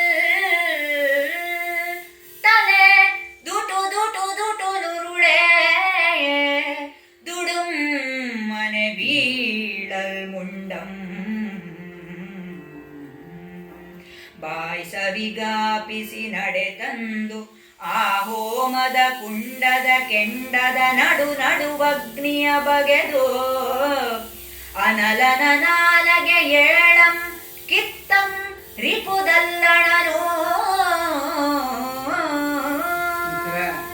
ಭೀಭತ್ಸದ ಒಂದು ಪರಾಕಾಷ್ಠೆ ಚಿತ್ರವನ್ನು ಇಲ್ಲಿ ಕವಿ ಕೊಡ್ತಾನೆ. ಕಡುಗಲಿ ವೀರೇಶನು ಗುಡುಗುಡಿಸಿ ಅಂದರೆ ಆರ್ಭಟಿಸುತ್ತಾ ಸಿಟ್ಟಿನಿಂದ ಕೂಗಾಡುತ್ತಾ ಆ ಒಳಗಡೆ ಬಂದು, ಎಲ್ಲಿದ್ದಾನೆ ಆ ನಿಂದಕ, ಶಿವದ್ರೋಹಿಯಾದವನು ಎಲ್ಲಿದ್ದಾನೆ ಅಂತ ಹೇಳಿ ಅಲ್ಲಿ ಬಂದು ಅಲ್ಲಿ ಇವನನ್ನು ಕಂಡು, ದಕ್ಷನನ್ನು ಕಂಡು ಕೆಡೆ ಶಿವಪಾಪಿ ಶಿವದ್ರೋಹಿ ಎನ್ನುತ್ತಾ ಎರಗಲ್ಕೆ ತನ್ನ ಇದನ್ನು ಅವನ ಮೇಲೆ ಎರಗಿದಾಗ ದುಟು ದುಟು ದುಟುನ ಉರುಳೆ, ಆ ತಲೆ ಗುಡುಗುಡು ಗುಡುಗುಡು ಗುಡು ಅಂತ ಉರುಳಿತು ಅಂತ. ಇಲ್ಲಿ ಇದಕ್ಕೆ ಅನುಕರಣೀಯ ಶಬ್ದಗಳು ಅಂತ ಹೇಳ್ತಾರೆ, ಅನುಕರಣ ವ್ಯಂಜನಗಳು ಅಂತ, ಅನುಕರಣ ಅವ್ಯಯಗಳು ಅಂತ ಹೇಳ್ತಾರೆ. ಈಗ ಪಡಪಡ ಕೋಗಿಲೆ ನಾವು ಕುಹು ಕುಹು ಕುಹು ಅಂತೀವಿ. ಯಾಕೆಂದರೆ ಪ್ರಕೃತಿಯಲ್ಲಿ ಯಾವ ಒಂದು ಸದ್ದು ಇದೆ ಅಥವಾ ಪ್ರಾಣಿ ಪಕ್ಷಿಗಳು ಯಾವುದನ್ನು ಮಾಡ್ತಾರೆ ಅಥವಾ ಯಾವುದೋ ನಮ್ಮನೆ ಒಂದು ಪಾತ್ರೆ ಕೆಳಗೆ ಬಿತ್ತು, ಅದನ್ನು ಸಂಪೂರ್ಣವಾಗಿ ನಮಗೆ ಇರುವಂತಹ ಅಕ್ಷರಗಳ ಮಿತಿಯ ಪದಗಳ ಮಿತಿಯೊಳಗೆ 100ಕ್ಕೆ 100 ಯಶಸ್ವಿಯಾಗಿ ನಾವು ಅದನ್ನು ಹಿಡಿದುಕೊಳ್ಳೋದಕ್ಕೆ ಆಗುವುದಿಲ್ಲ. ಅದಕ್ಕೆ ಹತ್ತಿರದಲ್ಲಿ ತರ್ತೀವಿ. ಇಲ್ಲೊಂದು ಸುಮ್ಮನೆ ಒಂದು ಸ್ವಾರಸ್ಯಕರವಾದ ಹೇಳ್ತೀನಿ. ಒಂದ್ಸತಿ ಭೋಜರಾಜನ ಯಾರೋ ಒಂದು ಇರಬೇಕು, ಕಾಳಿದಾಸನಿಗೆ ಒಂದು ಸಮಸ್ಯೆನ ಅಲ್ಲಿ ದೋರಿ ಕೊಟ್ಟನಂತೆ. ನಾನು ಸಮಸ್ಯೆ ಹೇಳ್ತೀನಿ ಅಂದರೆ ಠಮ್ ಠಮ್ ಠಮ್ ಠಮ್ ಟಟಮ್ ಟಮ್ ತರಹ ಅಂತ ಅನ್ನೋದೇ ಹಾಗ ಹೇಳ್ತಾನೆ. ಟಾಟ ಟಮ್ ಟಮ್ ಟಮ್ ಟಟಮ್ ಟಮ್ ಟಮ್ ತರಹ. ಇದು ಎಲ್ಲರೂ ನಮ್ಗೆ ಗೊತ್ತಾಗುತ್ತೆ. ಒಂದು ಸಮಸ್ಯೆ ಇಲ್ಲ, ಅವೆಲ್ಲ ಎಂಥ ಕವಿಗಳು. ಆಗ ಯಾರು ಉತ್ತರ ಕೊಡದಾಗ ಕಳೆದ ಸೆಳೆದಂತೆ ನನಗೆ ಸಂಸ್ಕೃತದ್ದು ನೆನಪಿಲ್ಲ ನನಗೆ. ಹೇಳ್ತಾನಂತೆ, ಸ್ನಾನವನ್ನು ಮಾಡುವುದಕ್ಕೋಸ್ಕರ ಕೊಡಗಳನ್ನು ತೆಗೆದುಕೊಂಡು ಮಾನಿನಿಯರು ನದಿಗೆ ಹೋಗಿ ವಾಪಸ್ಸು ತರುವಾಗ ಕೈಯಿಂದ ಎತ್ತರದ ಮೆಟ್ಟಿಲಿನ ಮೇಲೆ ಬಂದಾಗ ಕೈಯಿಂದ ಜಾರಿ ಆ ಒಂದು ಕೊಡ ಬಿದ್ದಾಗ ಅದು ಮೆಟ್ಟಿಲಿನ ಮೇಲೆ ಉರುಳುವಾಗ ಠಾಠಂ ಠಮ್ ಠಮ್ ಟಟಂ ಠಮ್ ತರಹ. ಅಂದರೆ ಆ ಸಮಯ ಸ್ಫೂರ್ತಿ ಹೇಗಿರುತ್ತೆ ನೋಡಿ. ಇದು ಬಿಟ್ಟರೆ ಇನ್ಯಾವ ಥರ ಉತ್ತರ ಕೊಡೋದಕ್ಕಾಗಲ್ಲ. ಹಾಗೆ ಇಲ್ಲಿ ದುಟ್ಟನೇ ಉರುಳಿತು. ಅದು ಅನುಕರಣೆ. ಅದು ಹೇಗೆ ಆ ತಲೆ ನೋಡಿ, ಇದು ಸ್ವಲ್ಪ ಗಟ್ಟಿ ಇರುತ್ತೆ. ಆ ಗಟ್ಟಿ ಇರುವುದು ಉರುಳುವಾಗ ಆ ತರಹದ ಸದ್ದಾಗುತ್ತೆ. ಆದ್ದರಿಂದ ಹಾಗೆ ದುಟ್ಟು ಉರುಳಿ ದುಡುಮ್ಮನೆ ಬೀಳಲು ಆಮೇಲೆ ನಡೆ ತಂದು ಆ ಹೋಮದ ಕುಂಡದ ಕೆಂಡಂ ನಡುವಗ್ನಿಯ ಬಗೆದು ಅನಲನ ನಾಲಗೆ ಏಳಂ ಕಿತ್ತಂ ರಿಪುದಲ್ಲಣನು. ಇಲ್ಲಿ ಇಷ್ಟೇ ಕೊಟ್ಟಿದ್ದಾನೆ. ಆದರೆ ಇದರಲ್ಲಿ ಒಂದು ಕಡೆ ಭಾಗವತದಲ್ಲೋ ಏನೋ ಕೊಟ್ಟಿದ್ದಾರೆ, ಎಷ್ಟು ಇದನ್ನ ಕೀಳೋದಕ್ಕೆ ಹೋಗ್ತಾನಂತೆ ಅವನ ದಕ್ಷಿಣ ಕುತ್ತಿಗೆಯನ್ನು. ಅದು ಬರದೇ ಇದ್ದಾಗ ಅವನ ಮೇಲೆ ಮೆಟ್ಟುಕೊಂಡು ಅವನು ಇದನ್ನ ತಿರ್ಚಿ ಮಾಡಿ ಆ ತಲೆಯನ್ನು ಕಿತ್ತಾಕ್ತಾನೆ. ಅದೊಂಥರ ಭೀಭತ್ಸ ದೃಶ್ಯ. ಈಗ ಭೀಕರ ಬೇರೆ, ಭೀಭತ್ಸ ಬೇರೆ. ಭೀಭತ್ಸ ಏನು, ಭೀಕರದ ಜೊತೆಗೆ ನಮ್ಮಲ್ಲಿ ಒಂದು ತರಹ ಅಸಹ್ಯವನ್ನ ನೋಡೋದಕ್ಕೆ ಆಗದೇ ಇರುವುದನ್ನು. ಈಗ ಭೀಮ ಇವನನ್ನ ದುಶ್ಯಾಸನನ್ನ ಇದನ್ನ ಬಗೆಯುವಾಗ ಆ ರಕ್ತವನ್ನು ಕುಡಿಯುವಾಗ ಅದು ಭೀಭತ್ಸ ದೃಶ್ಯ. ಬರೀ ಕೊಂದು ಹಾಕಿದ್ರೆ ಅದು ಭೀಕರ ದೃಶ್ಯ. ಇದು ಒಂದು ಭೀಭತ್ಸ ದೃಶ್ಯ. ಯಾಕೆಂದ್ರೆ ದಕ್ಷ ಪ್ರಜಾಪತಿ ಮೇಲಾಗಿ ಪ್ರಜಾಪತಿಗಳ ರಾಜನಾಗಿ ಅವನಿಗೆ ಬ್ರಹ್ಮ ಪಟ್ಟಾಭಿಷೇಕವನ್ನು ಮಾಡಿರ್ತಾನೆ. ಅಂಥವನ ತಲೆಯನ್ನ ಒಂದು ಬೇರೆ ಪ್ರಾಣಿಗಳನ್ನು ಅಷ್ಟು ಕ್ರೂರವಾಗಿ ಹೀನವಾಗಿ ಕೊಲ್ಲಲ್ಲ. ಆ ರೀತಿಯಲ್ಲಿ ಕಿತ್ತು ಮಾಡಿ ಕಡೆಗೆ ಅದನ್ನು ಬೆಂಕಿಗೆ ಹಾಕಿಬಿಡ್ತಾನೆ. ಆ ಧಗಧಗಿಸುವ ವಿಸ್ತಾರವಾದ, ಹೇಳಿದ್ನಲ್ಲ, ಬರೀ ನಮ್ಮ ಮನೆಯ ಮಾಡುವಂಥ ಒಂದು ಯಜ್ಞಕುಂಡವಲ್ಲ, ವಿಸ್ತಾರವಾದ ದೊಡ್ಡದಾದ ಅಷ್ಟು. ಅದೆಷ್ಟು ಇಂತಿಂಥ ಯಜ್ಞಕ್ಕೆ ಇಷ್ಟಿಷ್ಟು ಅಡಿ, ಇಷ್ಟಿಷ್ಟು ಉದ್ದ, ಇಷ್ಟಿಷ್ಟು ಅಗಲ ಅಂತಿರುತ್ತೆ ಅಂತ. ಯಾಕೆಂದರೆ ದಕ್ಷ ಬ್ರಹ್ಮ ಮಾಡುವಂಥ ಯಾಗ ಆ ದೇವತೆಗಳನ್ನೆಲ್ಲ ಆಹ್ವಾನಿಸಿದಾನೆ. ಅಂದರೆ ಅಷ್ಟು ಜನ ನೋಡಬೇಕಾದ್ರೆ, ಲಕ್ಷಾಂತರ ಜನ ನೋಡಬೇಕಾದ್ರೆ, ಅವರ ದೃಷ್ಟಿಗೆ ಬೀಳಬೇಕಾದ್ರೆ ಅದು ಬಹಳ ವಿಸ್ತಾರವಾಗಿರಬೇಕು. ಆ ಬಹಳ ವಿಸ್ತಾರವಾದ ಯಜ್ಞಕುಂಡಲ್ಲಿ ಬಹಳ ಘೋರವಾಗಿ ಅಗ್ನಿ ಉರಿತಾ ಇರಬೇಕು. ಅಂತಹ ಭೀಕರವಾದ ಅಗ್ನಿಯಲ್ಲಿ ಈ ಯಜ್ಞ ದೀಕ್ಷಿತನಾದ ದಕ್ಷಿಣ ತಲೆಯನ್ನು ಹಾಕಿದಾಗ ಅದು ಕ್ಷಣದಲ್ಲಿ ಉರಿದು ಹೋಗ್ಬಿಡುತ್ತೆ. ಆಮೇಲೆ ಇಲ್ಲಂದ್ರೆ ಅಷ್ಟಕ್ಕೆ ಇಲ್ಲದೆ ಹೇಳ್ತಾನೆ, ನಡುವಗ್ನಿಯ ಬಗೆದನು ಅನಲನ ನಾಲಗೆ ಏಳಂ ಕಿತ್ತಂ ರಿಪುದಲ್ಲಣನು. ಅಗ್ನಿ ಅನ್ನೋದು ನಮಗೆ ಒಂದು ಪಂಚಭೂತಗಳಲ್ಲಿ ಒಂದಾದ್ರೂ ಅದು ಉದ್ಭವಿಸುವಂತಹ, ಅದರಿಂದ ಹುಟ್ಟುವಂತಹ ಜ್ವಾಲೆಗಳ ಮೇಲೆ, ಆ ಜ್ವಾಲೆಗಳು ಯಾವ್ಯಾವ ರೀತಿ ಉದ್ಭವಿಸುತ್ತೆ ಅನ್ನೋದ್ರ ಮೇಲೆ ಆ ಜ್ವಾಲೆಗಳಿಗೆ ಹೆಸರನ್ನು ಕೊಟ್ಟಿದ್ದಾರೆ. ಅದು 7 ಜ್ವಾಲೆಗಳು ಅಂತ ಹೇಳ್ತಾರೆ. ಅದಕ್ಕೆ ಸಪ್ತಾಶ್ವ ಅಥವಾ ನಾಲಗೆ ಅಂತ ಹೇಳ್ತಾರೆ. ಸಪ್ತಜಿಹ್ವ ಅಂತ ಅಗ್ನಿಗೆ ಕರೀತಾರೆ. ಸಪ್ತಾರ್ಚಿ ಅಂತಲೂ ಕರೀತಾರೆ. ಆ ಜಿಹ್ವೆಗಳಿಗೆ ಅಥವಾ ನಾಲಗೆಗಳಿಗೆ ಅಥವಾ ಜ್ವಾಲೆ, 3 ಏನು ಬೇಕಾದ್ರೂ ಹೇಳ್ಬೋದು. ಜಿಹ್ವೆ ಹೇಳ್ಬೋದು, ನಾಲ್ಗೆ ಹೇಳ್ಬೋದು, ಜ್ವಾಲೆ ಹೇಳ್ಬೋದು. ಆ ಜ್ವಾಲೆಗಳಿಗೆ ಇಲ್ಲಿ ನಮ್ಮವರು ಹೆಸರನ್ನು ಕೊಟ್ಟಿದ್ದಾರೆ. ಆ ಜ್ವಾಲೆಗಳು ಗಾಳಿ, ಕರಾಳಿ, ಮನೋಜವೇ, ಆಮೇಲೆ ಮನೋಜವೇ,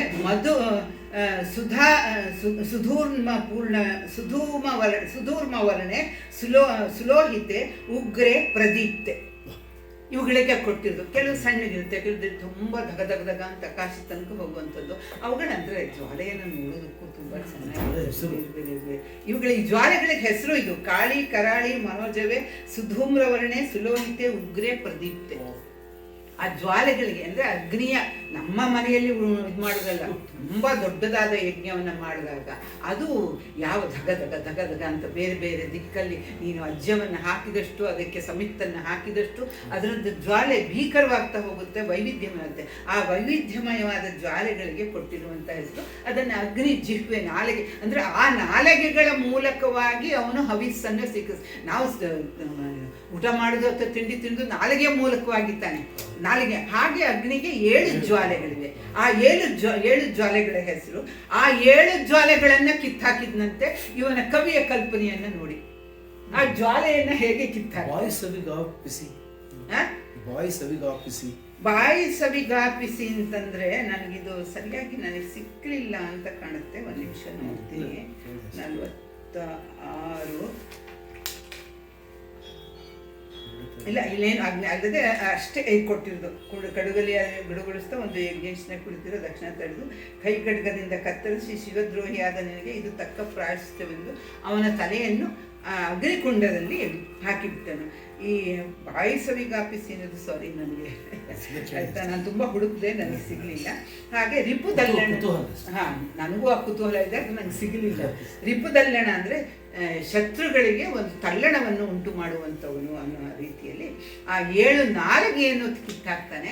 ಈ ಅಗ್ನಿಯ 7 ನಾಲಿಗೆಯನ್ನು ಹೇಗೆ ಕಿತ್ತಾಕ್ತಾನೆ ಅನ್ನೋದು ಕವಿಯ ಕಲ್ಪನೆ ವಿನ ನಾವು ವಾಸ್ತವಿಕ ರೀತಿಯಲ್ಲಿ ಯೋಚನೆ ಮಾಡಿದ್ರೆ ಆ ಅಗ್ನಿಯ ಜ್ವಾಲೆಗಳನ್ನು ಹೇಗೆ ಕಿತ್ತಾಕೋದು ಅನಿಸುತ್ತೆ. ಆದರೆ ಕವಿ ಸ್ವತಂತ್ರನಾದವನು, ಅವನ ಕಲ್ಪನೆಯನ್ನು ಅವನು ಎಲ್ಲಿಗೆ ಬೇಕಾದರೂ ಏರಿಸಬಹುದು. ಇಲ್ಲಿ ಈ ಒಂದು ಕಲ್ಪನೆ ಖುಷಿ ಕೊಡ್ತೀವಿ. 7 ನಾಲಿಗೆಯನ್ನು ಕಿತ್ತಾಕದ ದಕ್ಷಿಣದಲ್ಲೇ ಹೋಯ್ತು, ಅವನು ಇದಕ್ಕೆ ಬೆಂಕಿಗೆ ಹಾಕಿಬಿಡ್ತಾನೆ, ಅದು ಒಂದು ಕ್ಷಣದಲ್ಲಿ ಉರಿದು ಬೂದಿಯಾಗುತ್ತೆ. ಅಷ್ಟಕ್ಕೆ ನಿಲ್ಲಲ್ಲ ಈ ವೀರಭದ್ರನ ಆರ್ಭಟ, ಆಟಾಟೋಪ ಅಥವಾ ರೋಷದ ಪರಾಕಾಷ್ಠೆ. ನಿಲ್ಲದೆ ವಾಣಿಯ ಓಲೆಯ ತೊಂಗಲ ನಿಳುಹಿದರು, ಅಲ್ಲಿಯ ಮುನಿಗಳ ಮೀಸೆಗೆ ಮಿಡುಗುರಿ ನಿಟ್ಟರು, ಹುಲ್ಲಂ ಕಚ್ಚಿಸಿದರು, ಹೋಮದ ಹಿರಿಯರನ್ ಒದೆದರು, ಕುಂಡದ ಕೆಂಡವನು ಚೆಲ್ಲಿದರು, ಎದ್ದು ಆ ಸತಿಯರ ಸೆರೆವಿಡಿದರು, ಬಳಿಕಲ್ಲೆಂಬವರಾರುರಿವರಿದರು, ಹರಿದು ಎರೆಯನ ಸೊಲ್ಲಿಸಿ ದಕ್ಷನ ಮಂಡೆಯನೊದೆ ಸೆಂಡಾಡಿದರ್ ಆ ವೀರನ ಕಿಂಕರರು. ಕೆಂಡದ ನಡುವೆ ದಕ್ಷಿಣ ಮುಂಡವನ್ನು ಹಾಕಿದ್ರು ಅಂತ ಹಿಂದಿನ ಪದ್ಯದಲ್ಲಿ ಅರ್ಥ ಕೊಟ್ಟಿದ್ರು ಸಹಿತ ಅಲ್ಲಿಲ್ಲ. ಮುಂದೆ ಅವನು ಹೇಳ್ತಾನೆ ಅಂದರೆ, ನಿಲ್ಲದೆ ವಾಣಿಯ ಓಲೆ ತೊಂಗಳನ್ನು ಹಿಡಿದ್ರು, ಆ ವಾಣಿಯ ಸರಸ್ವತಿಯ ಓಲೆಯನ್ನೇ ಕಿತ್ತಾಕಿದ್ರಂತೆ, ಆ ಗೊಂಚಲಾದಂಥ ಓಲೆ ಕಿವಿಯ ಸಮೇತ ಕಿತ್ತಾಕಿದ್ರು. ಆ ಮುನಿಗಳ ಮೀಸೆಗೆ ಮುಡುಗುರಿ ಇಟ್ಟರು, ಮುನಿಗಳ ಮೀಸೆಗೆ ಬೆಂಕಿ ಹಚ್ತಾರಂತೆ. ಹುಲ್ಲಂ ಕಚ್ಚಿಸಿದರು, ಹುಲ್ಲಂ ಕಚ್ಚಿಸಿದ್ರು ಅಂದರೆ ಅವರು ಶರಣಾಗುವಂತೆ ಮಾಡಿದ್ರು. ಹೇಳಿದ್ನಲ್ಲ, ಹುಲ್ಲನ್ನು ಕಚ್ಚುವುದು ಅಂತಂದರೆ ಶರಣ, ನಾವು ಸೋತ್ವಿ, ನಾವು ಶರಣಾದ್ವಿ ಅಂತ ಹೇಳೋ ಮಾಡಿದ್ರು. ಹೋಮದ ಹಿರಿಯರ ಒದೆದರು, ಹೋಮಕ್ಕೆ ಬಂದಿದ್ದಂಥ ಎಲ್ಲರನ್ನು ಒದೆದು ಹಾಕಿದರು. ಯಾಕೆಂದರೆ ನಿಮ್ಮ ಸ್ಥಾನ ಇಲ್ಲಲ್ಲ, ನೀವು ಆ ಮದಮತ್ತನಾದಂತಹ ಶಿವನ ಅಪಮಾನವನ್ನೇ ಪ್ರಥಮ ಗುರಿಯಾಗಿ ಇಟ್ಟುಕೊಂಡಂಥ ಏಕೈಕ ಉದ್ದೇಶವ ಇಟ್ಟುಕೊಂಡಂತಹ ದಕ್ಷನಿಗೆ ನೀವು ಸಹಾಯ ಮಾಡ್ತಿದ್ದೀರಿ ಅಂದರೆ ನೀವು ಹಿರಿಯರಾಗುವುದಕ್ಕೆ ಲಾಯಕ್ಕಿಲ್ಲ. ಯಾಕೆಂದರೆ ಶಿವನ ಒಂದು ಏನಿದೆ, ಆ ಹಿರಿಮೆ ಏನಿದೆ, ಮಹಿಮೆ ಏನಿದೆ, ಅವನದ್ದು ಎಲ್ಲ ದೇವರಿಗೂ ಅವನು ಹಿರಿಯನಾದ್ರಿಂದ ಎಲ್ಲ ದೇವರಿಗೂ ಅವನೇ ಶ್ರೇಷ್ಠನಾದ್ರಿಂದ ಅವನ ಒಂದು ಅರ್ಥ ಶ್ರೇಷ್ಠತೆಯನ್ನು ಅವನಿಗೆ ಕೊಡಲೇಬೇಕಾದ ಯಜ್ಞದ ಪಾಲನ್ನು ಅರ್ಥ ಮಾಡಿಕೊಳ್ಳದೆ ನೀವು ಇಲ್ಲಿ ದಕ್ಷಿಣ ಯಾಗಕ್ಕೆ ಬಂದಿದ್ದೀರಿ ಅಂದರೆ ನೀವು ಹಿರಿಯರಲ್ಲ. ಆ ಥರದಲ್ಲಿ ಅವರನ್ನು ಒದೆದರು, ಕುಂಡದ ಕೆಂಡವನ್ನು ಚೆಲ್ಲಿದರು. ಆ ಕುಂಡದಲ್ಲಿದ್ದಂಥ ಏನಾದ್ರು ದಗ ಉರಿತಿದ್ದಂಥ ದೊಡ್ಡ ದೊಡ್ಡ ತೊಲೆಗಳನ್ನು ಹಾಕ್ತಾರೆ. ಮೊದಲಿಗೆ ಆಹುತಿಯಾಗಿ ಸಮಿತ್ತನ್ನು ಕೊಡ್ತಾರೆ, ಆದರೆ ಅದನ್ನು ಹೆಚ್ಚು ಪ್ರಜ್ವಲವಾಗಿ ಉರಿಲಿ ಅಂಥೇಳಿ ಸೌದೆಗಳನ್ನು ಹಾಕ್ತಾರೆ. ಅಲ್ಲಿ ಸೌದೆಗಳನ್ನು ನಮ್ಮಲ್ಲಿ ಹಾಕಿದರೆ ಅಲ್ಲಿಗೆ ದೊಡ್ಡ ದೊಡ್ಡ ದಿಮ್ಮಿಗಳನ್ನು ಹಾಕ್ತಾರೆ, ದೊಡ್ಡ ದೊಡ್ಡ ಸೌದೆ. ಅದೆಲ್ಲ ಏನಾಗುತ್ತೆ, ಉರಿದು ಸೌದೆ ಕೆಂಡವಾಗುತ್ತೆ. ಆ ಕೆಂಡವನ್ನೆಲ್ಲ ಏನು ಮಾಡ್ತಾರೆ, ಚೆಲ್ಲಾಡ್ತಾರೆ. ಅಂದರೆ ಏನು ಅನಾಹುತ ಯೋಚನೆ, ಕೆಂಡ ಯಾರ ಮೇಲಾದರೂ ಬಿದ್ದರೂ ಸುಟ್ಟು ಹೋಗ್ತಾರೆ. ಆಮೇಲೆ ದೇವರ ಸತಿಯರ ಸೆರೆ ಹಿಡಿದ್ರು, ದೇವತೆಗಳ ಹೆಂಡರಿಗೆ ಏನು ಬಂದಿದ್ರು ಅವರನ್ನು ಸೆರೆ ಹಿಡ್ಕೊಂಡ್ರು. ಬಳಿಕ ಅಲ್ಲೆಂಬವರು 6 ವರಿದರು ಹರಿದರೆಯನ್ನು ಸಲ್ಲಿಸಿ, ಅಲ್ಲಿ ಯಾರೂ ಉಳಿದಕ್ಕೆ ಸಾಧ್ಯ ಇಲ್ಲ ಮಾಡಿಬಿಟ್ಟು ದಕ್ಷನ ಮಂಡೆಯನ್ನು ಒದೆ ಸೆಂಡಾಡಿದರು ಅವನ ಕಿಂಕರು. ಇವರಿಗೆ ದಕ್ಷನ ಬಗ್ಗೆ ಎಷ್ಟು ಕೋಪ, ಸಿಟ್ಟು, ಅಸಹ್ಯ, ತಿರಸ್ಕಾರ ಇದೆ ಅಂದರೆ ಆ ಕುತ್ತಿಗೆಯನ್ನು ಕತ್ತರಿಸಿ ಬಿಟ್ಟಿದ್ದನ್ನು ಇಲ್ಲಿ ಮುಂದೆ ಹೇಳಿದ ಹಿಂದಿನ ಪದ್ಯದಲ್ಲಿ ಬೆಂಕಿಗೆ ಹಾಕ್ಬಿಟ್ಟ ಅಂತ. ಆದರೆ ಇಲ್ಲಿ ಮತ್ತೆ ಹೇಳ್ತಾರೆ ಅದನ್ನು ಒದೆ ಸೆಂಡು ಅಂದರೆ ಫುಟ್ಬಾಲು. ಇವನು ಅವನ ಕಡೆ ಗೊದ್ದ, ಅವನು ಇವನ ಕಡೆ ಗೊದ್ದ, ಎಲ್ಲರೂ ಆಚೆ ಫುಟ್ಬಾಲಿನ ರೀತಿಯಲ್ಲಿ, ಕಾಲ್ಚೆಂಡಿನ ರೀತಿಯಲ್ಲಿ ಅದನ್ನು ವೀರಭದ್ರನ ಕಿಂಕರರು ಆ ಕಾಲ್ಚೆಂಡಾಟವನ್ನು, ಅಂದರೆ ಮಾಡಬಹುದಾದ ಅಪಮಾನದ ಘೋರಕ್ಕಿಂತ ಅತಿಯಾದ ಅಪಮಾನವನ್ನು, ತಿರಸ್ಕಾರವನ್ನು ಇವರೆಲ್ಲ ತೋರಿಸ್ತಾರೆ. ಮೃಡನೋಲಗಕ್ಕೆ ಈ ದಕ್ಷನನ್ ಒಯ್ಯಲೇ ಕೊಯ್ವಡೆ ಹೊಂದಿದನ್ ಎತ್ತುವೆ ನಿನ್ನೆಂದೆಂಬೊಡೆ ತಲೆಯಂಬಲ್ಲಿದರ್ ಒದೆ ಸೆಂಡಾಡಿದರ್ ಇನ್ನೆಂತೆಂದುರ ಬಣಿಸಿ. ಕಡೆದಿದ್ದ ಅಜ ಪಶುವಿನ ತಲೆಯಂ ಮುಂಡದ ಮೇಲ್ ಅಡಸಿದರುಂಡವ ಜೀವಂ ಗೊಟ್ಟು ಆನಿಂದಕನೊಡಲ ಸುರರು ಮನುಗಳು ಮುನಿಗಳು ಸಹಿತಂ ಕೋಡಗ ಗಂಟಂ ಕಟ್ಟಿದನು. ಅಲ್ಲಿ ಫುಟ್ಬಾಲಿನ ಥರ ಅವರೆಲ್ಲ ಆಟ ಆಡ್ತಿದ್ದಾರೆ. ಮೃಡನ ಮೂಲಕಕ್ಕೆ ಈ ದಕ್ಷನನ್ನು ಬೊಯ್ಯಲೆ ಕರ್ಕೊಂಡು ಹೋಗೋಣ. ಈಗೇನಾಗಿದೆ, ಈಗ ತಲೆ ಇಲ್ಲ, ಬರೀ ಮುಂಡ ಆಗಿದೆ, ಇಷ್ಟೇ. ಈ ರಾಹು ಕೇತುಗಳನ್ನ ಅವತ್ತು ಹೇಳಿದ್ನಲ್ಲ, ರಾಹು ಅನ್ನೋನು ಬರೀ ತಲೆ, ಕೇತು ಅನ್ನೋನು ಬರೀ ಮುಂಡ. ಆ ಥರದಲ್ಲಿ ಇನ್ನು ಮುಂಡ ಅಷ್ಟೇನೆಯ. ಅವನನ್ನು ಒಯ್ಯಲೆ ಕೊಯ್ಯೊಡೆ ಹೊಂದಿದನೆತ್ತುವೆನು ನಿನ್ನೆಂದು ಎಂಬೊಡೆ ತಲೆಯಂ ಬಲ್ಲಿದರೊಡೆ ಚೆಂಡಾಡಿದರು. ಮತ್ತೆ ಆ ತಲೆಯನ್ನು ಅವರು ಚೆಂಡಾಡೋದಕ್ಕೆ ಶುರು ಮಾಡ್ತಾರೆ. ಫುಟ್ಬಾಲಿನ ಥರ ಅವರಿಗೆ ಅಪಹಾಸ್ಯ, ನಗು, ಆಮೇಲೆ ಪೈಶಾಚಿಕವಾದಂಥ ಒಂದು ತೃಪ್ತಿಯೂ ಹೌದು. ನಮ್ಮ ಒಡೆಯನನ್ನು ಇಷ್ಟು ಅಪಮಾನಿಸಿದವನ ತಲೆ ಯಾವುದು? ಮನುಷ್ಯನ ಎಲ್ಲದಕ್ಕೂ ಮನಸ್ಸು ಕಾರಣವಯ್ಯ ಪಾಪ ಪುಣ್ಯಗಳಿಗೆ ಅಂತ ಹೇಳ್ತಾರೆ. ಆ ಮನಸ್ಸು ಇರುವುದು ತಲೆಯಲ್ಲಿ ಅಂತ ಹೇಳ್ತಾರೆ. ಅದ್ರ ಬಗ್ಗೆ ಕೆಲವು ಇವರುಗಳು ಚರ್ಚೆ ಮಾಡ್ತಾರೆ. ಮನಸ್ಸು ಎಲ್ಲಿದೆ? ತಲೆಯಲ್ಲಿದೆಯಾ, ಹೃದಯದಲ್ಲಿದೆಯಾ, ಎಲ್ಲಿದೆ ತಲೆವರೆಗೆ? ಇದುವರೆಗೂ ನಾನು ಎಷ್ಟೋಸ್ತಿ ಯೋಚನೆ ಮಾಡಿದ್ದೀನಿ. ಕೆಲವರು ಅದನ್ನು ತಲೆಯಲ್ಲಿಲ್ಲ ಅಂತಾರೆ, ಆದರೆ ಚಿಂತನೆ ನಡೆಯುವುದು ತಲೆಯಲ್ಲಿ ಅಂತ ಹೇಳ್ತೀನಿ. ಇದು ಒಂಥರ ಬಹಳ ಒಂದು ಚರ್ಚಾಸ್ಪದವಾದ ವಿಷಯ. ಬಹುಶಃ ಪೂರ್ತಿ ನಮಗೆ ಸಿಗಲ್ಲ ಅಂತ ಕಾಣುತ್ತೆ. ಒಟ್ಟಿನಲ್ಲಿ ನಮ್ಮ ಇದ್ರ ಪ್ರಕಾರ ಚಿಂತನೆ ಎಲ್ಲ ನಡೆಯುವುದು ಮನಸ್ಸಿನಲ್ಲಿ, ಮನಸ್ಸನ್ನು ಇರುವುದು ತಲೆಯಲ್ಲಿ, ಇದರಲ್ಲಿ. ಆದ್ದರಿಂದ ಈ ಚಿಂತನೆಗೆ ಕಾರಣವಾದಂತಹ ಮನಸ್ಸು ಅಹಂಕಾರ ಭರಿತವಾದಿಂದ, ಅಹಂಕಾರ ಅನ್ನೋದು ಮೇರೆ ಮೀರಿದ ಅಹಂಕಾರ ಭರಿತವಾದಿಂದ ಅಹಂಕಾರಯುಕ್ತವಾದಂತಹ ತಲೆಯನ್ನು ಚೆಂಡಾಡಿ ಅಂತ ಹೇಳಿ ಇನ್ನು ಉರುಮಣಿಸಿ ಹೆಚ್ಚಿನ ಒಂದು ಇದರಿಂದ ಕೆಡದಿದ್ದ ಅಜಪಶುನ. ಇದರಲ್ಲಿ ಹಿಂದ್ಗಡೆ ಈ ಅರ್ಥದಲ್ಲಿ ಏನು ಹೇಳ್ತಾರೆ? ದಕ್ಷನ ಹೆಂಡತಿ ಹೇಗಾದರೂ ಮಾಡಿ ಅವನನ್ನು ಬದುಕಿಸಿ ಅಂತ ಹೇಳ್ತಾರೆ. ಆದರೆ ಅವನು ಇದರಲ್ಲಿ ಶಿವಪುರಾಣದಲ್ಲೂ ಮತ್ತೊಂದು ಕಡೆನೂ ಆ ದಕ್ಷ ಆಯಿತು, ಅವನಿಗೆ ಸಾಕಷ್ಟು ಅವನಿಗೆ ಶಿಕ್ಷೆ ಆಗಿದೆ, ಆ ತಲೆಯನ್ನು ತೆಗೆದುಕೊಂಡು ಬಾ, ಇವನಿಗೆ ಕೂಡಿಸೋಣ ಅಂತ ಶಿವನೇ ಹೇಳಿದಾಗ, ಇಲ್ಲ ನಾನು ಅದನ್ನು ಉರಿಗೆ ಹಾಕ್ಬಿಟ್ಟೆ ಅಂತ ಹೇಳ್ತಾನೆ ಅಂತ ಬೇರೆ ಪುರಾಣದಲ್ಲಿದೆ. ಇದರಲ್ಲಿ ಏನಿದೆ ಅಂದರೆ ಅವನಿಗೆ ಯಾರನ್ನು ಕೇಳಿದ್ರೆ ಹಾಕಿದ್ದಾನೆ. ಆದರೆ ಇಲ್ಲಿ ದಕ್ಷನ ಪತ್ನಿ, ಅವಳು ವೀರಿಣಿ ಅಂತ ಅವಳ ಹೆಸರು, ಅಸ್ನಿಕಿ ಅಂತ ಒಂದು ಕಡೆ ಬರುತ್ತೆ. ಅವಳು ಏನಾರು ಮಾಡಿ ನನ್ನ ಗಂಡನ ಮಾಡಿದಾಗ ಇನ್ನೇದು ಇಲ್ಲ ಅಂಥೇಳಿ ಯಜ್ಞದಲ್ಲಿ ಬಲಿ ಕೊಟ್ಟಂತಹ ಟಗರಿನ ತಲೆಯನ್ನು ಅವನಿಗೆ ಕೊಡಿಸ್ತಾರೆ ಅಂತ ಹೇಳಿ. ಟಗರಿನ ತಲೆ ಮುಂದೆ ಬರುತ್ತೆ, ಅವಿ ತಲೆಯನ್ನು ಅಂತ ಇಲ್ಲಿ ಬರ್ತಾರೆ. ಅಜಪಶುವಿನ ಅಂದರೆ ಯಜ್ಞ ಪಶುವಾದಂತಹ ಕುರಿಯ ತಲೆ. ಯಾಕೆ ಇವನಿಗೆ ಬಂತು? ಯಾಕೆಂದರೆ ನಮ್ಮ ಪುರಾಣಗಳಲ್ಲಿ ಕಾರ್ಯಕಾರಣವಿಲ್ಲದೆ ಯಾವುದೂ ಇರುವುದಿಲ್ಲ. ಇವನಿಗೆ ಯಜ್ಞ ಪಶುವಿನ ಅಜನ ಈ ಟಗರಿನ ಮೇಕೆಯ ತಲೆ ಯಾಕೆ ಬಂತು ಅಂದರೆ ಅವನು ಶಾಪಗ್ರಸ್ತನಾಗಿರ್ತಾನೆ. ಯಾರಿಂದ? ನಂದಿಯಿಂದ ಶಾಪಗ್ರಸ್ತನಾಗಿರ್ತಾನೆ. ಯಾವಾಗ ಅಂದರೆ ಅದೇ ಅವನು ಇದರಲ್ಲಿ ಯಾಗ ಸಂವರ್ತಾನವನ್ನು ಮಾಡೋ ಯಾಗ ಅಂತ ಒಂದು ಕಡೆ ಒಂದು ಪುರಾಣದಲ್ಲಿ ಹೇಳಿರ್ತಾರೆ. ಇವನೇಯ ತನಗೆ ದಕ್ಷ ಪ್ರಜಾಪತಿ ಇದು ಸಿಕ್ಕಿದ ಮೇಲೆ ಒಂದೊಂದು ಕಡೆಗೆ ಬ್ರಹ್ಮಲೋಕಕ್ಕೆ, ವಿಷ್ಣು ಲೋಕಕ್ಕೆ, ಇಂದ್ರ ಲೋಕಕ್ಕೆ ಎಲ್ಲ ಕಡೆ ಹೋಗ್ತಾನೆ. ಅವರೆಲ್ಲ ಗೌರವದಿಂದ ಕಾಣ್ತಾರೆ. ಆಗ ಹಾಗೆ ಶಿವನ ಲೋಕಕ್ಕೂ ಹೋದಾಗ ಅವನು ಹೇಳುವುದಿಲ್ಲ. ಶಿವ ಹೇಳಿಲ್ಲ ಅಂತ ಹೇಳಿ ಪಾರ್ವತಿಯು ಗೌರವ ಕೊಡಲ್ಲ, ಶಿವ ಪಾರ್ವತಿಯರು ಗೌರವ ಕೊಡಲಿಲ್ಲ ಅಂತ ಅವನ ಗಣಗಳು ಇವನನ್ನು ಉಪೇಕ್ಷೆ ಮಾಡ್ತಾರೆ. ಆವಾಗ ಅವನು ಸಿಟ್ಟು ಬಂದು ಇವನನ್ನು ನೀನು ಕೊಳಕ, ನೀನು ಹೀನ, ನೀನು ಇದನ್ನು ಹಚ್ಕೊಡೋನು, ಅವಿವೇಕಿ, ನಿನ್ನ ತಲೆಯಲ್ಲಿ ಬುದ್ಧಿ ಇಲ್ಲ, ನಿಂದ ಮಾಡಬಾರ್ದ ಬೈಬಾರ್ದಂತ ಎಲ್ಲ ಇದು ಮಾಡಿದಾಗ ಆಗ ನಂದಿ ಇದು ಮಾಡ್ತಾನೆ, ನೀನು ಮೂಢ, ಅತೀ ಮೂರ್ಖ, ನೀನು ಬುದ್ಧಿ ಇಲ್ಲದವನು, ನಿನಗೆ ಬುದ್ಧಿ ಸ್ವಲ್ಪವಾದರೂ ಇದ್ದಿದ್ರೆ ನೀನು ಶಿವನ ಮಹಾತ್ಮೆಯನ್ನು ಅರಿತಾ ಇದ್ದೆ. ಅವನ ಹೆಸರೇ ಮಂಗಳ, ಶಂಕರೋತಿ ಶಂಕರ, ಮಂಗಳವನ್ನು ಉಂಟು ಮಾಡುವವನು ಶಿವ.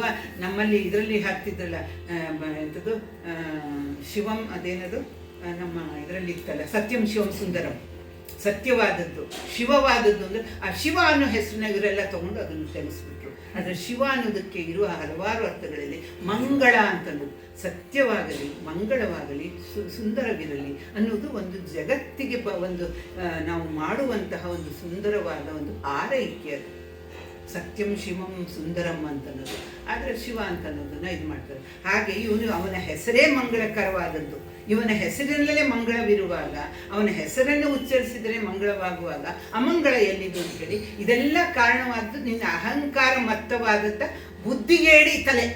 ಆದ್ದರಿಂದ ಬುದ್ಧಿಗೇಡಿತನದ ಆ ತಲೆ ನೀನು ಹೋಗಿ ಬುದ್ಧಿ ಇಲ್ಲದಂತಹ ಒಂದು ಟಗರಿನ ತಲೆ ಬರಲಿ ನಿನಗೆ ಅಂತ ನಂದಿ ಶಾಪ ಕೊಡ್ತಾರೆ.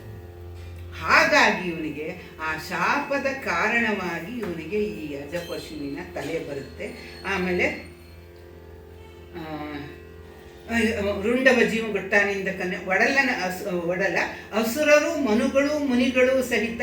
ಅಲ್ಲಿ ಮನುಗಳು ಅಂತಾನು ಕೊಡ್ತಾನೆ. ಮನುಗಳು ಅಂದರೆ ಈ ವೈವಸ್ವತಮನು, ಆಮೇಲೆ ಇವರುಗಳೆಲ್ಲ ಮನುಗಳೇ ಇರ್ತಾರಲ್ಲ, ಸ್ವಯಂಭವ ಮನು, ವೈವಸ್ವತ, ರೈವತಮನು ಅಂತ ಇವರೆಲ್ಲ.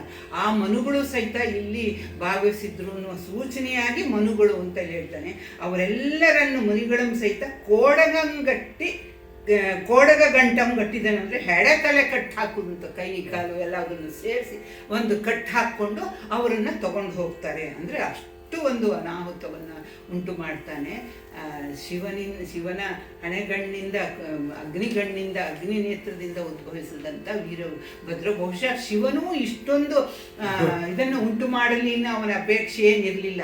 ಅವನ ಮುಖ್ಯವಾಗಿ ಬೇಕಾದ್ದು ದಕ್ಷನ ಯಜ್ಞವನ್ನು ನಾಶ ಮಾಡಿ, ಅದಕ್ಕೆ ಅಂದರೆ ನನ್ನ ವಿರುದ್ಧವಾಗಿ ಸಂಚು ಹೂಡಿ ಯಾರು ದಕ್ಷನಿಗೆ ಸಮರ್ಥನೆ ಮಾಡಿರ್ತಾರೋ ಅವ್ರಿಗೆ ಬುದ್ಧಿ ಕಲಿಸು, ಅಷ್ಟೇ ಅವನ ಉದ್ದೇಶ. ಆದರೆ ಅದರ 100 ಪಟ್ಟು 1000 ಪಟ್ಟು ಅನಾಹುತವನ್ನು ವೀರಭದ್ರ ಇವನ ಯಜ್ಞದಲ್ಲಿ ಮಾಡಿದ್ರೆ ಕೋಡಗ ಗಂಟಂ ಗಟ್ಟಿದನು. ಅವರೆಲ್ಲ ಹೆಡೆಮುರಿ ಗಟ್ಟಿಕೊಂಡು ಅವರನ್ನು ಕರ್ಕೊಂಡು ಹೋಗ್ತಾನೆ. ಸುರರು ಎಲ್ಲರೂ ದೇವತೆಗಳು ಎಲ್ಲರೂ ಸುರರು. ಇದು ನೋಡಲನ್ನು ಜೀವಂಗೊಟ್ಟಾನಿಂದ ನೋಡಲ್ಲ ಸುರರು, ಮನುಗಳು ಮುನಿಗಳು ಸಹಿತ ಕೋಡಗ ಗಂಟಂ ಗಟ್ಟಿದನು. ಖಳದಕ್ಷನ ಜಡಮುಡಿಯನೋ ದಿಗಧೀಶರ ಮುಂದಲೆಯನೋ ಮುನಿಗಳ ಗಡ್ಡಂಗಳನು ಅಮರರ ಹೆಡತಲೆಯನು ಯಜ್ಞನ ಕುಡಿಗೆಯನು ಸತಿಯರ ಸೆರೆಯನು ಹಿಡಿದತಿ ನಡೆಸುತ್ತ ಕುಲಿಶಂ ಚಕ್ರಂ ಮೊದಲಾದಾಯುಧಮಂ ತಳೆದುಳಿದು ಐರಾವತ ಮೊದಲೆನಿಸಿದ ವಾಹನ ಸಂಕುಲವಂ ನಲಿದೇರಿ ಗಣಗಳು ನಡೆದರು ಸಂಭ್ರಮವದನೇ ವಣ್ಣಿಪೆನು.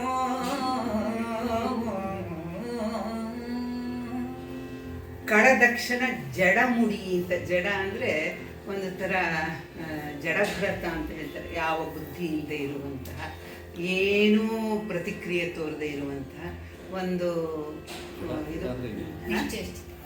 ಆ ಥರ ಜಡಮುಡಿ. ಈಗ ಮುಡಿ ಅಂತ ಅನ್ನೋದಕ್ಕೆ ತಲೆಯನ್ನು ಅರ್ಥ ತೊಗೊಂಡ್ರೆ ಇವನಿಗೆ ಸಿಕ್ಕಿರೋದು ಯಾವುದು? ಇದು ಟಗರಿಗೆ ಏನು ಮಹಾಬುದ್ಧಿ ಇರುತ್ತೆ? ಬುದ್ಧಿಹೀನವಾದಂತಹ, ಬುದ್ಧಿ ಇಲ್ಲದಂತಹ ಆ ಜಡಮುಡಿಯನ್ನು, ಇವನ ತಲೆಯನ್ನು ಹಿಡ್ಕೊಂಡು, ಅಂದರೆ ತಲೆ ಸಮೇತ ದಿಗದೀಶರ ಮುಂದಲೆಯನ್ನು, ದಿಗ್ದೀಶರು ಅಂದರೆ ಅಷ್ಟ ದಿಕ್ಪಾಲಕರು, ದಿಕ್ಕುಗಳ ಅಧೀಶರು ದಿಗ್ದೀಶರು, ಅವರ ಅಷ್ಟ ದಿಕ್ಪಾಲಕರನ್ನು ಅಂದರೆ ಯಾವ ರೀತಿ ಇವ್ರುಗಳನ್ನೆಲ್ಲ ತಿರಸ್ಕಾರವಾಗಿ ನಿಕೃಷ್ಟವಾಗಿ ಅಂದರೆ ಅವರ ಮುಂದಲೆಗಳನ್ನು ಹಿಡ್ಕೊಂಡು ತೊಗೊಂಡು ಹೋಗ್ತಾನಂತೆ ಇವ್ರುಗಳು. ಆಮೇಲೆ ಮುನಿಗಳನ್ನು ಅವರ ಗಡ್ಡಗಳ ಸಮೇತ ಹಿಡ್ಕೊಂಡು ಹೋಗ್ತಾನಂತೆ. ಅಮರರ ಹೆಡತಲೆ ಅಂದರೆ ಈ ಭಾಗಕ್ಕೆ ಹೆಡ್ತಲೆ ಅಂತ ಹೇಳ್ತಾರೆ, ಹಿಂಭಾಗ ನೇಪಲ್ಲೋ ಏನೋ ಹೇಳ್ತಾರಲ್ವ ಇಂಗ್ಲೀಷಲ್ಲಿ ಇದಕ್ಕೆ. ಅದನ್ನು ಹಿಡ್ಕೊಂಡು ಯಜ್ಞದ ಕುಡಿಗೈಯನ್ನು, ಯಜ್ಞನನ್ನೂ ಹಿಡ್ಕೊಂಡು ಹೋಗ್ತಾನೆ. ಸತಿಯರ ಸೆರೆಯನ್ನು, ದೇವತೆಗಳ ಪತ್ನಿಯರು ಏನು ಬಂದಿದ್ರು ಅಥವಾ ಅದು ಅಪ್ಸರಿಯರು ಮತ್ತೊಬ್ಬರು ಅವರನ್ನೂ ಎಲ್ಲ ಸೆರೆ ಹಿಡ್ಕೊಂಡು, ಆಮೇಲೆ ಹಿಡಿದತಿ ನಡೆಸುತ್ತ ಕುಲಿಶ ಅಂದರೆ ವಜ್ರಾಯುಧ, ಚಕ್ರ ಅಂದರೆ ವಿಷ್ಣುವಿನ ಚಕ್ರ, ಗದೆ, ಈ ಥರ ಮೊದಲಾದ ಆಯುಧಗಳನ್ನು, ಈ ದೇವತೆಗಳ ಆಯುಧಗಳು ಏನೇನೇನೇನು ಇಟ್ಕೊಂಡಿದ್ರು ಅವರು, ಕತ್ತಿ, ಗುರಾಣಿ, ಶೂಲ, ವಜ್ರಾಯುಧ, ಚಕ್ರ, ಅಲ್ಲಿ ಅದನ್ನೆಲ್ಲವನ್ನು ಅವರೆಲ್ಲ ಆಯುಧಗಳನ್ನು ಕಿತ್ಕೊಂಡು ಆಮೇಲೆ ಅದನ್ನೆಲ್ಲವನ್ನು ತಂದು ಐರಾವತ ಮೊದಲೆನಿಸಿದ ವಾಹನ ಸಂಕುಲ. ಇಂದ್ರದ್ದು ಐರಾವತ, ಇವನದ್ದು ವಿಷ್ಣುವಿನದು ಗರುಡ, ಆಮೇಲೆ ಇವತ್ತು ಅಗ್ನಿಯದ್ದು ಟಗರು, ಆಮೇಲೆ ಯಮನದ್ದು ಕೋಣ, ಕುಬೇರನದ್ಗೆ ಒಂದು ಕಡೆ ಒಂದು ಸಾರ್ವಭೌಮ ಅನ್ನೋ ಆನೆ ಅಂತ ಒಂದು ಕಡೆ ಹೇಳ್ತಾರೆ, ಒಂದು ಕಡೆ ಅವನು ನರವಾಹನ ಅಂತ ಹೇಳ್ತಾರೆ. ಹಾಗಾದೇನೋ 2-3 ತರದ್ದಿದೆ. ಆಮೇಲೆ ಲಕ್ಷ್ಮಿಗೆ ಗೂಬೆ, ಆಮೇಲೆ ಇವನಿಗೆ ಗಂಗೆಗೆ ಮೊಸಳೆ, ಶನಿಗೆ ಕಾಗೆ, ಇವೆಲ್ಲ ಆಗ್ತವೆ. ಆಮೇಲೆ ಶಿವನ್ ಬಿಟ್ಬಿಡಿ ಇಲ್ಲಿ. ಆಮೇಲೆ ಶಿವನ ಪರಿವಾರದವರು ಇಲ್ಲಿ ಯಾರೂ ಇಲ್ಲ. ಆಮೇಲೆ ಬ್ರಹ್ಮನಿಗೆ ಸರಸ್ವತಿ, ಹಂಸನಿಗೂ ಸರಸ್ವತಿ, ಹೀಗೆ ಸರಸ್ವತಿಗೂ ಹಂಸ, ಬ್ರಹ್ಮನಿಗೆ ಹಂಸ, ಸರಸ್ವತಿ, ಹೀಗೆ ಇವರೆಲ್ಲರ ಆಯುಧಗಳನ್ನು ಕಿತ್ತುಕೊಂಡು ಅವರನ್ನು ಹೆಡೆಮುರಿಗಟ್ಟಿ ಗಡ್ಡವನ್ನು, ಕೂದಲನ್ನು, ಇದನ್ನು ಎಲ್ಲ ಮಾಡಿಬಿಟ್ಟು ಆ ವಾಹನಗಳನ್ನು ತಾವು ಏರಿ, ಯಾರು ವಾಹನ ಸಂಕುಲವಂ ನಲಿದು ಏರಿ ಆಯ್ತಾ ಗಣಗಳು ನಡೆದರು ಸಂಭ್ರಮ. ಮೊದಲು ಕಾಲ್ನಡಿಗೆಯಲ್ಲೋ ಮತ್ತೊಂದರಲ್ಲೋ ಆಕಾಶಗಮನದಲ್ಲೋ ಬಂದಿದ್ದಾರೆ. ಈಗ ಇಂಥ ಒಂದು ವಿಚಿತ್ರವಾದಂಥ ಅಪೂರ್ವವಾದಂಥ ಆ ದೇವತೆಗಳಿಗೆ ಮೀಸಲಾದಂಥ ವಾಹನಗಳನ್ನು ಇವ್ರು ಅಪಹರಿಸ್ಕೊಂಡು ಕಿತ್ತುಕೊಂಡು ಜಬರ್ದಸ್ತಿಂದ ಅದನ್ನು ತಾವೇರಿ ಆ ಈಶ್ವರನ ಬಳಿಗೆ ನಡೀತಾರೆ. ಆ ಸಂಭ್ರಮವನ್ನೇ ವರ್ಣಿಸನು. ಯಾಕೆಂದರೆ ಯುದ್ಧವನ್ನು ಮಾಡಿ ಗೆದ್ದಾಗ, ಹಿಂದಿನ ಕಾಲದಲ್ಲೂ ಅಷ್ಟೇ, ಗೆದ್ದಾಗ ಆ ಶತ್ರುವಿನ ಪಟ್ಟಣಕ್ಕೆ ಲಗ್ಗೆ ಹಾಕ್ತಿದ್ರು. ಎಲ್ಲ ಕಡೆ ಲಗ್ಗೆ ಹಾಕ್ಬಿಟ್ಟು ಅಲ್ಲಿ ಕಂಡದ್ದನ್ನೆಲ್ಲ ದೋಚಿಕೊಳ್ಳೋದು. ಆ ದೋಚಿಕೊಂಡಿದ್ದು ಅವರಿಗೆ ಒಂದು ಬಹುಮಾನ ಇದ್ದ ಹಾಗೆ. ಆ ಯುದ್ಧದಲ್ಲಿ ಗೆದ್ದದ್ದಕ್ಕೆ ಬಹುಮಾನ ಅಂದರೆ ಆ ದೋಚಿದಂಥ ಸಂಪತ್ತು. ಆ ಸಂಪತ್ತು ಇರ್ಬೋದು, ಹಸುಗಳು ಇರ್ಬೋದು, ಕರುವುದು, ಹೆಣ್ಣುಗಳಂತೂ ಇರ್ತಾನೆ. ಅದೊಂದು ಪುರುಷ ಸಮಾಜದಲ್ಲಿ ಎಲ್ಲ ಕಡೆಗೂ ಅಷ್ಟೇ ಆ ಹೆಣ್ಣುಗಳನ್ನು ಆಮೇಲೆ ಅವರು ಹಂಚಿಕೊಳ್ಳೋದು. ಆ ಥರ ಈ ಥರ ಎಲ್ಲ ಮಾಡಿಬಿಟ್ಟು ಈ ಸಂಭ್ರಮ, ಇಲ್ಲಿ ಹೆಣ್ಣುಗಳು ಅಂದರೆ ದೇವತೆರ ಸತಿಯರನ್ನು ಅಂತ ಹೇಳ್ತಾರೆ, ಎಲ್ಲರನ್ನೂ ಸೆರೆ ಹಿಡ್ಕೊಂಡು ಒಳ್ಳೆ ಒಂದು ದನದ ಕುರಿ ಮಂದೆಯನ್ನು ಹೊಡ್ಕೊಂಡು ಹೋದಂತಹ ರೀತಿಯಲ್ಲಿ ಹೋಗುವಾಗ ಈ ಎಲ್ಲ ದೇವತೆಗಳ ವಾಹನಗಳನ್ನು ತಾವು ಏರಿ ಗಣಗಳು ನಡೆದರು. ಆ ಇವರು ಸಂಭ್ರಮ, ಖುಷಿ, ಉತ್ಸಾಹ, ಉಲ್ಲಾಸ, ಜಯಕಾರ, ಭೇರಿ, ಅದನ್ನು ಏನು ವರ್ಣಿಸಲಿ ಅಂತ ಕವಿ ಕೇಳ್ತಾನೆ. ಕಡುಗಲಿಗಳ ಬೊಬ್ಬೆಯ ಮೊಳಗುವ ಗೆಲ್ಲವರೆಯ ಬಿಡದೊರಲುವ ಕಹಳೆಯ ಕುಂಬುವ ಕೊಂಬಿನ ಹೊಯ್ದುಡುಗುವ ಭೇರಿಯನು ಅಳಸುವ ಗರ್ಜನೆಗಳ ಪಡೆಯೊಳು ಪುಟ್ಟುವ ನಿಜದನಿಯ ಎಡಬಲದೊಳು ಹಾಡುವ ಹರಸುವ ಹೊಗಳುವ ಹೊಡವಡುವ ಆರತಿ ಎತ್ತುವ ನಾನಾದಂಗಳ ಸಡಗರ ದಿಡುಕರ ನಡುವಡರ್ದಂ ಪೊಕ್ಕಂ ಕೈಲಾಸವನ್ ಅಚಲಿತ ಬಡಲು. ಇಲ್ಲಿ ಮತ್ತೆ ಅದೇ ಅವರುಗಳ ಸಂಭ್ರಮ. ಕಡುಗಲಿಗಳ ಬೊಬ್ಬೆ ಏನು ಇವರೆಲ್ಲ ಕಡುಗರು, ಯಾಕೆಂದ್ರೆ ಇವರೆಲ್ಲ ಸೇರಿ ಯುದ್ಧವನ್ನ ಗೆದ್ದಿದ್ದಾರೆ. ಬರೀ ದಕ್ಷಿಣ ಮೇಲೆಲ್ಲ ಸಮಸ್ತ ದಿಕ್ಪಾಲಕರು, ಸಮಸ್ತ ಅಮರರು, ಬ್ರಹ್ಮ ವಿಷ್ಣು ಎಲ್ಲರ ಮೇಲೂ ಆ ಯುದ್ಧವನ್ನ ಗೆದ್ದಿರುವುದರಿಂದ ಇವರು ಕಡುಗಲಿಗಳು. ಅವರು ಬೊಬ್ಬೆ ಹೊಡಿತಾ ಇದ್ದಾರೆ. ಯಾವುದೇ ಒಂದು ಸಂಭ್ರಮ ಆದಾಗ ಕೂಗಾಟ ಕಿರ್ಚಾಟ ಇಲ್ಲದಿದ್ರೆ ಅದು ಸಂಭ್ರಮ ಅಂತ ಅನಿಸುವುದಿಲ್ಲ, ಹೌದು ತಾನೆ? ಹಾಗೆ ಬೊಬ್ಬೆಗಳು ಮೊಳಗುವ ಗೆಲ್ಲುವರೆಂದ್ರೆ ಜಯಘೋಷ, ಗೆಲ್ಲುವರೆಂದ್ರೆ ಜಯಘೋಷಗಳನ್ನ ಬಿಡದೆ ಹೊರಳುವ ಕಹಳೆ ಕೊಂಬು ಅಂದ್ರೆ ಈ ತಮ್ಮ ಹತ್ರ ಇದ್ದಂತಹ ಆ ಗೆಲುವಿನ ಸೂಚಕ ಕಹಳೆ ಕೊಂಬುಗಳೆಲ್ಲ ಬುಬ್ಬು ಅಂತ ಊದ್ತಾ ಇದ್ದಾರೆ. ಇವುಗಳೆಲ್ಲ ಜಯನಾದ ಉಡುಗದ ಬೇರಿ ಅಡಸುವ ಗರ್ಜನೆಗಳು ಅದು ನಿಲ್ಲತಾನೇ ಇಲ್ಲ. ಕೂಗಾಟ ಕಿರ್ಚಾಟ ಸಂಭ್ರಮದ ಆ ಜಯಬೇರಿ ಜಯಘೋಷ, ಆಮೇಲೆ ಶತ್ರುವನ್ನ ತಿರಸ್ಕರಿಸುವ ಅವಹೇಳನ ಮಾಡುವ ತಮ್ಮ ಶಿವನ ಒಂದು ಮೇಲ್ಮೇಲೆ, ಇದೆಲ್ಲ ಒಟ್ಟು ಬಲಿ ಗದ್ದಲದ ಒಂದು, ಅದರಲ್ಲಿ ಜಯಘೋಷದ ಗದ್ದಲದ ಒಂದು ಈ ಅಬ್ಬರದ ನಡುವಿನಲ್ಲಿ ಏನು ಎಡಬಲದೊಳು ಹಾಡುವ ಹರಸ. ಇವರು ಬರ್ತಾ ಇರುವಾಗ ಆ ಯಾರು ಅಲ್ಲಿ ನಿಂತಿದ್ರು ಅಂತ ಗೊತ್ತಿಲ್ಲ. ಇಲ್ಲಿ ಕವಿ ಚಿತ್ರವನ್ನು ಕೊಡ್ತಾನೆ. ಎಡಬಲಗಳಲ್ಲಿ ಹಾಡುವ ಹರಸುವ ಹೊಗಳುವ ಹೊಡವಡುವ ಆರತಿ ಎತ್ತುವ ನಾನಾ ನಾದಂಗಳ ಸಡಗರ ಅಂದ್ರೆ ಅಕ್ಕಪಕ್ಕದಲ್ಲಿ ಜನಗಳಿದ್ದಾರೆ ಅಂತ. ಬೇಕಾದಷ್ಟು ಎಂಥ ಸೈನ್ಯ, ಇಷ್ಟು ಅದ್ಭುತವಾಗಿ ದಕ್ಷಿಣ ಪರಾಕ್ರಮವನ್ನು ಅವನಿಗೆ ಬೆಂಬಲಕ್ಕೆ ಬಂದಂತಹ ದಿಕ್ಪಾಲಕರು, ದೇವತೆಗಳು, ವಿಷ್ಣು ಬ್ರಹ್ಮ ಇವರೆಲ್ಲರೂ ಸೋಲಿಸಿ ಹೋಗ್ತಾ ಇರ್ಬೇಕಾದ್ರೆ ಎಂತ ಈಗ ನಮ್ಮ ಕ್ರಿಕೆಟ್ನವ್ರಿಗೆ ಎಂತ ಒಂದು ಇದು ಸಿಗುತ್ತೆ. ಅಯ್ಯೋ ವಿಪರೀತ. ಹಾಗೆ ಇವರು ಬರುವಾಗ ಅವರಿಗೆ ಗುಂಪು ದಟ್ಟವಾಗಿದೆ. ಅದರ ಮಧ್ಯದಿಂದ ಆರತಿ ಎತ್ತುತ್ತಾ ಇದ್ದಾರಂತೆ ಹೆಂಗಸರು. ಈ ಪ್ರತಿಯೊಂದು ಸೈನ್ಯದ ಈ ಪ್ರತಿಯೊಂದು ಕಡುಗಲಿಗಳಿಗೂ ಜಯದ ಆರತಿ, ವಿಜಯದ ಆರತಿಯನ್ನು ಎತ್ತಾ ಇರುವಾಗ ಈ ಇವರ ನಡುವೆ ಅವರೆಲ್ಲರ ಒಂದು ಜಯಘೋಷವನ್ನ, ಸಂತೋಷವನ್ನ, ಆರತಿಯನ್ನ, ವೀರ ಸೇಸೆದನ್ನೆಲ್ಲ ಸ್ವೀಕರಿಸ್ತಾ ಪೊಕ್ಕಂ ಕೈಲಾಸವನ್ನು ಅಚಲಿತ ಬಳನು ಅಂದ್ರೆ ಇವನ ಒಂದು ಬಲವನ್ನ ಯಾರಿಗೂ ಮುರಿಯುವುದಕ್ಕೆ ಆಗಲಿಲ್ಲ. ಒಂಥರ ಆ ರೀತಿಯಲ್ಲಿ ಇವನು ಅಚಲಿತ ಬಲ, ಇವನ ಬಲವನ್ನ ಚ್ಯುತಿ ಮಾಡುವುದಕ್ಕೆ ಯಾರಿಗೂ ಸಾಧ್ಯ ಅಂದ್ರೆ ಎಲ್ಲವನ್ನೂ ಗೆದ್ದುಕೊಂಡು ಬಂದಂತಹ ಅಚಲಿತ ಬಲನಾದ ವೀರಭದ್ರನು ಆ ಕೈಲಾಸದ ಕಡೆಗೆ ನಡೀತಾ ಇದ್ದಾನೆ ತನ್ನ ಅಪಾರವಾದಂತಹ ವಿಜಯಿಯಾದಂತಹ ಸೈನ್ಯದೊಡನೆ.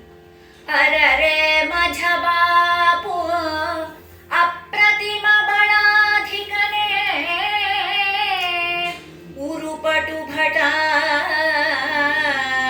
ನಿಮ್ಮಿಂದ ಈ ಹೊಟ್ಟೆಯ ಹುರಿ ಹರಿದುದು ಬಸುರ ಬರಂ ಹೋದುದು ಬಯಕೆಗೆ ಬಿಡುಗಡೆಯಾಯಿತೆಂದು ಹರಸುವ ಮಾರಿಯ ಹೊಗಳುವ ಮೃತ್ಯುವ ನಲಿದಬ್ಬರಿಸುವ ಮರುಳ್ಗಳ ಹುಡುಕುವ ಶಾಕಿನಿ ಡಾಕಿನಿಯರನ್ ಆಡುವ ಬೇತಾಳರನ್ ಈಕ್ಷಿಸಿ ನಗುತಂ ನಡೆದಂ ವೀರೇಶ್ವರನು. ಇವರು ವಿಜಯಶಾಲಿಗಳಾಗಿ ಬರುವಾಗ ಕೇವಲ ಆ ಸುತ್ತಮುತ್ತಲಿನ ಹೆಣ್ಣು ಮಕ್ಕಳು ಆರತಿಯನ್ನಷ್ಟೇ ಎತ್ತಲಿಲ್ಲ, ಜಯಘೋಷವನ್ನು ಮಾಡಲಿಲ್ಲ, ಬಾಪುರೆ ಅಂತ ಹೇಳಿ ಅವನನ್ನು ಹೊಗಳಲೇ ಇಲ್ಲ. ಇಲ್ಲಿ ಇನ್ನೂ ಇದ್ರು ಅಂದ್ರೆ ಅರರೇ ಮಜ ಬಾಪು ಬಾಪು ಬಾಪು ಅಪ್ರತಿಮ ಬಡಾದಿಕ್ಕನೆ ಉರುಪಟುಬಟ ನಿಮ್ಮಿಂದ ಈ ಹೊಟ್ಟೆಯ ಹೊಲಿಗೆಯ ಹುರಿ ಹರಿದಿದ್ದು ಬಸುರ ಬರಂ ಹೋದುದು ಬಯಕೆಗೆ ಬಿಡುಗಡೆಯಾಗಿತ್ತು. ಹರಸುವ ಮಾರಿಯ ಹೊಗಳುವ ಮೃತ್ಯುವ ನಲಿದು ಅಬ್ಬರಿಸುವ ಮರುಳುಗಳ ಹುಡುಕುವ ಶಾಕಿನ ಡಾಕಿಯರನ್ನು ಆಡುವ ಬೇತಾಳರನ್ನು ವೀಕ್ಷಿಸಿ ನಗುತ್ತಂ ನಡುತ್ತಂದು ವಿಶ್ವಸಿ. ಏನು ಅಂದರೆ ಅಪ್ರತಿಮ ಬಡಾದಿಕ್ಕನು, ಇನ್ನು ಅಪ್ರತಿಮ ಅಂದರೆ ಇವನಿಗೆ ಯಾರೂ ಸಮನಿಲ್ಲ, ಅನನ್ಯ. ಅವನು ಉರುಪಟುಬಟ ಅಂದರೆ ಶ್ರೇಷ್ಠನಾದಂತಹ ಯುದ್ಧದ ಪಟು. ನಿಮ್ಮಿಂದ ಹೊಟ್ಟೆಯ ಹೊಲಿಗೆಯ ಹುರಿ ಹರಿದಿದ್ದು. ಹೊಟ್ಟೆಯ ಹೊಲಿಗೆ ಹುರಿ ಅಂದರೆ ನಮ್ಮ ಇದು ಜಠರ ಅಂತನ್ನೋದು ಒಂದು ಥರದಲ್ಲಿ ಎಲಾಸ್ಟಿಕ್ ಇದ್ದ, ಹೌದಾ? ನಾವು ಯಾವುದೋ ಒಂದು ಮಿತದಲ್ಲಿ ನಮ್ಮ ಊಟವನ್ನು ಕೊಡ್ತಾ ಹೋದರೆ ಹೊಟ್ಟೆ ಅಷ್ಟೇ ಸಾಕಾಗುತ್ತೆ. ನಾವು ತಿಂತ ಹೋದ್ರೆ ಅದರದ ಕೆಪಾಸಿಟಿ ಅಂದರೆ ಎಲಾಸ್ಟಿಕ್ ಥರ. ಇಲ್ಲಿ ಏನಾಗಿದೆ ಇವ್ರಿಗೆ, ಇಲ್ಲಿ ಹೊಟ್ಟೆಯ ಹೊಲಿಗೆಯ ಹುರಿ ಹರಿದುದು ಅಂದರೆ ನಮಗೆ ಇಷ್ಟು ದಿನ ಸಾಕಷ್ಟು ಊಟ ಸಿಗ್ತಾ ಇರಲಿಲ್ಲ. ಯಾರಿಗೆ? ಇವರಿಗೆ, ಈ ಮೃತ್ಯುವಿಗೆ, ಮಾರಿಗೆ, ಆಮೇಲೆ ಮರುಳುಗಳಿಗೆ, ಶಾಕಿನಿ ಡಾಕಿನಿಯರಿಗೆ, ಬೇತಾಳ ಪಿಶಾಚಿಗಳಿಗೆ, ಇವರೆಲ್ಲರ ಆಹಾರಕ್ಕೆ ಬಹಳ ಶ್ರೇಷ್ಠವಾದ ಜಾಗ ಅಂದರೆ ಯುದ್ಧ ಜಾಗ. ಅಲ್ಲಿ ಏನು ಸಾವಿರಾರು ಜನ ಸಾಯ್ತಾರೆ, ಕರುಳು ಹಿಡ್ಕೊಂಡು ಸಾಯ್ತಾರೆ, ತಲೆ ಕತ್ತರಿಸಿ, ಕೈ ಕತ್ತರಿಸಿ, ಪ್ರಾಣಿಗಳು, ಆನೆ, ಕುದುರೆ ಅವುಗಳನ್ನು ಕಿತ್ತು ತಿನ್ನುವ ಆ ಖುಷಿಯೇ ಅವರಿಗೆ ಶ್ರೇಷ್ಠ. ಆದರೆ ಏನಾಗಿದೆ, ಯುದ್ಧವೇ ನಡೆಯದಿದ್ದಾಗ, ಸಾವುಗಳೇ ಸರಿಯಾಗದಿದ್ದಾಗ ಇವರಿಗೆ ಪ್ರೇತವೇ ಅಥವಾ ಇವರಿಗೆ ಇದು ಶವಗಳೇ, ಹೆಣಗಳೇ ಆಹಾರವಾದವರಿಗೆ ಹೊಟ್ಟೆ ಕಟ್ಟದ ಹಂಗಿರುತ್ತೆ, ಹೌದಾ? ಅದಕ್ಕೆ ಹೊಟ್ಟೆಯ ಹೊಲಿಗೆಯ ಹುರಿ ಅಂತಂದ್ರೆ ಆ ದಾರ, ಅದು ಹಗ್ಗ ಕಿತ್ತೋಗಿದೆ ಈಗ ಅಂದ್ರೆ ನನಗೆ ನಮ್ಮ ಕೆಪಾಸಿಟಿ ಜಾಸ್ತಿ ಆಗಿದೆ, ಎಷ್ಟು ಬೇಕಾದ್ರೂ ತಿನ್ಬೋದು. ಬಸುರ ಪರಂ ಹೋದುದು ಹೊಟ್ಟೆಗೆ ಒಂದು ಬರ ಇದಾಗಾಯ್ತು, ಇನ್ನು ಸಾಲದು ಅನ್ನುವಂತಹ ಒಂದು ಬೇಕು ಅನ್ನುವಂತಹ ಬರ ಏನಿತ್ತು ಅದು ಹೊರಟೋಯ್ತಿತ್ತು. ಬಯಕೆಗೆ ಬಿಡುಗಡೆ ಆಯಿತು. ಅಯ್ಯೋ, ಈ ಹೆಣ ತಿನ್ನಬೇಕು, ಆ ಹಣ ತಿನ್ನಬೇಕು, ಯೌವನಿಗರದ್ದನ್ನು ತಿನ್ನಬೇಕು, ಕುದುರೆದು ತಿನ್ನಬೇಕು, ಈ ತರಹದ ಏನು ಅವರುಗಳ ಬಯಕೆ ಇರುತ್ತೆ, ಈ ಮರುಳುಗಳದ್ದು, ಪಿಶಾಚಿಗಳದ್ದು, ಆ ಬಯಕೆಗೆ ನಮಗೆ ಈಗ ಬಿಡುಗಡೆ ಆಯಿತು. ಬರೀ ಬಯಕೆಯಾಗಿ ಉಳಿದಿತ್ತು, ಹಪ ಅಂತ ಇದ್ದು ಬಿಡುಗಡೆ ಆಯಿತು. ಅದರಿಂದ ಅಂತ ಹೇಳಿ ಹರಸುವ ಮಾರಿಯರು, ನೀನು ಚಿರಕಾಲ ಇರಪ್ಪ, ನೀನು ನಮಗೆ ಚೆನ್ನಾಗಿ ಊಟ ಕೊಟ್ಟೆ ಅಂತ ಮಾರಿಯರು ಇವನನ್ನು, ಆಹಾ ನಿನ್ನ ಶೌರ್ಯವೇ, ಹಾಗಾಗಿ ನಮಗೆ ಇಷ್ಟು ಹೊಟ್ಟೆ ಸಂತೃಪ್ತಿಯಾಗುವಷ್ಟು ಆಹಾರ ಸಿಕ್ತು ಅಂತ ಹೇಳುವ ಮೃತ್ಯುವು ನಲಿದು ಅಬ್ಬರಿಸುವ ತೃಪ್ತಿಯಾದ ಭೋಜನವನ್ನು ಮಾಡಿದ್ದರಿಂದ ಭೂತ ಪೇತ ಪಿಶಾಚಿಗಳೆಲ್ಲ ಅವರು ನಲಿದು ಕುಣಿತಾ ಇದ್ದಾರೆ. ಯಾವಾಗಲಾರು ಈಗ ಯಾವ್ದಾದ್ರು ಒಂದು ಸುಂದರ ಬಹಳ ನಮ್ಮ ಈಗ ಇಷ್ಟವಾಗುವಂತಹ, ಅದರಲ್ಲೂ ಮಕ್ಕಳಿಗೆ ಏನಾದ್ರು ಬೇಕಾದಷ್ಟು ಚಾಕ್ಲೇಟು, ಕೇಕು, ಮತ್ತೊಂದು ಏನಾದ್ರು ಇತ್ತಂದರೆ ಅಂತ ಹೇಳಿ ಏನು ಖುಷಿಯಾಗಿ ತಿಂತಾರೆ, ಖುಷಿಯಿಂದ ಕೂಗ್ತಾರೆ. ಹಾಗೆ ಅಬ್ಬರಿಸುವ ಹುಡುಕುವ ಶಾಕಿನಿ ಡಾಕಿಯರು ಇವರೆಲ್ಲ ಆಡುವಂತಹ ಮಾತುಗಳನ್ನೆಲ್ಲ ಕೇಳ್ತಾ ಈಕ್ಷಿಸಿ ನಗುತಂ ನಡೆದಂ ವೀರೇಶ್ವರ. ನೋಡ್ತಾ ಇದ್ದಾನೆ, ಇವಕ್ಕೆ ಭೂತ ಪ್ರೇತಾಳ ಮರುಳು ಪಿಶಾಚಿಗಳಿಗೂ ತೃಪ್ತಿ ಆಯ್ತಲ್ಲ ಅಂಥೇಳಿ ಅದನ್ನು ನೋಡಿ ಒಂದು ನಗುತ್ತಾ ಆ ವೀರೇಶ್ವರನು ಕೈಲಾಸದ ಕಡೆಗೆ ತನ್ನ ಗಣಗಳ ಜೊತೆ ನಡೀತಾ ಇದ್ದಾನೆ. ಯುವತಿಯೇ ಬಾ ಹೇಳು ಇವರೊಳು ದಕ್ಷನೆನಿಪನ ತಾ ಹೋಗುವಣಲ್ಲಿಗೆ, ಕುರಿಮೊಗದವನಲ್ಲ ಹೌದೌದು ಇಸ್ಸಿ ಹೊಲೆ ಮಾರೆಗೆ ಬೇಕೇ ಬೇಕೈಭೂಷಣ ನಿನ್ನಯ ಮಾತು ಇವನೇಗಿಂತಾದನೋ ನಿನ್ನುರೆ ಕೇಳುವುದಿಲ್ಲಂ ಹುಸಿಯಲ್ಲಿನ್ನಾಣೆ ಶಿರಸ್ಸಂ ಕಡಿದವ ಅವಿಮುಖ ಬಿಟ್ಟಂ ವೀರೇಶನ ನಿಪ್ಪ ಈ ಸುಳ್ಳುಡಿ ನೆರೆದವು ಸತಿಯರೊಳು. ಹೆಂಗಸರು ಬೇಕಾದಷ್ಟು ಜನ, ಎಲ್ಲಿಂದ ಬಂದರು ಅಂತ ಪ್ರಶ್ನೆ ಕೇಳುವಾಗಿಲ್ಲ, ಬೇಕಾದಷ್ಟು ಜನ ನೆರೆದಿರ್ತಾರೆ.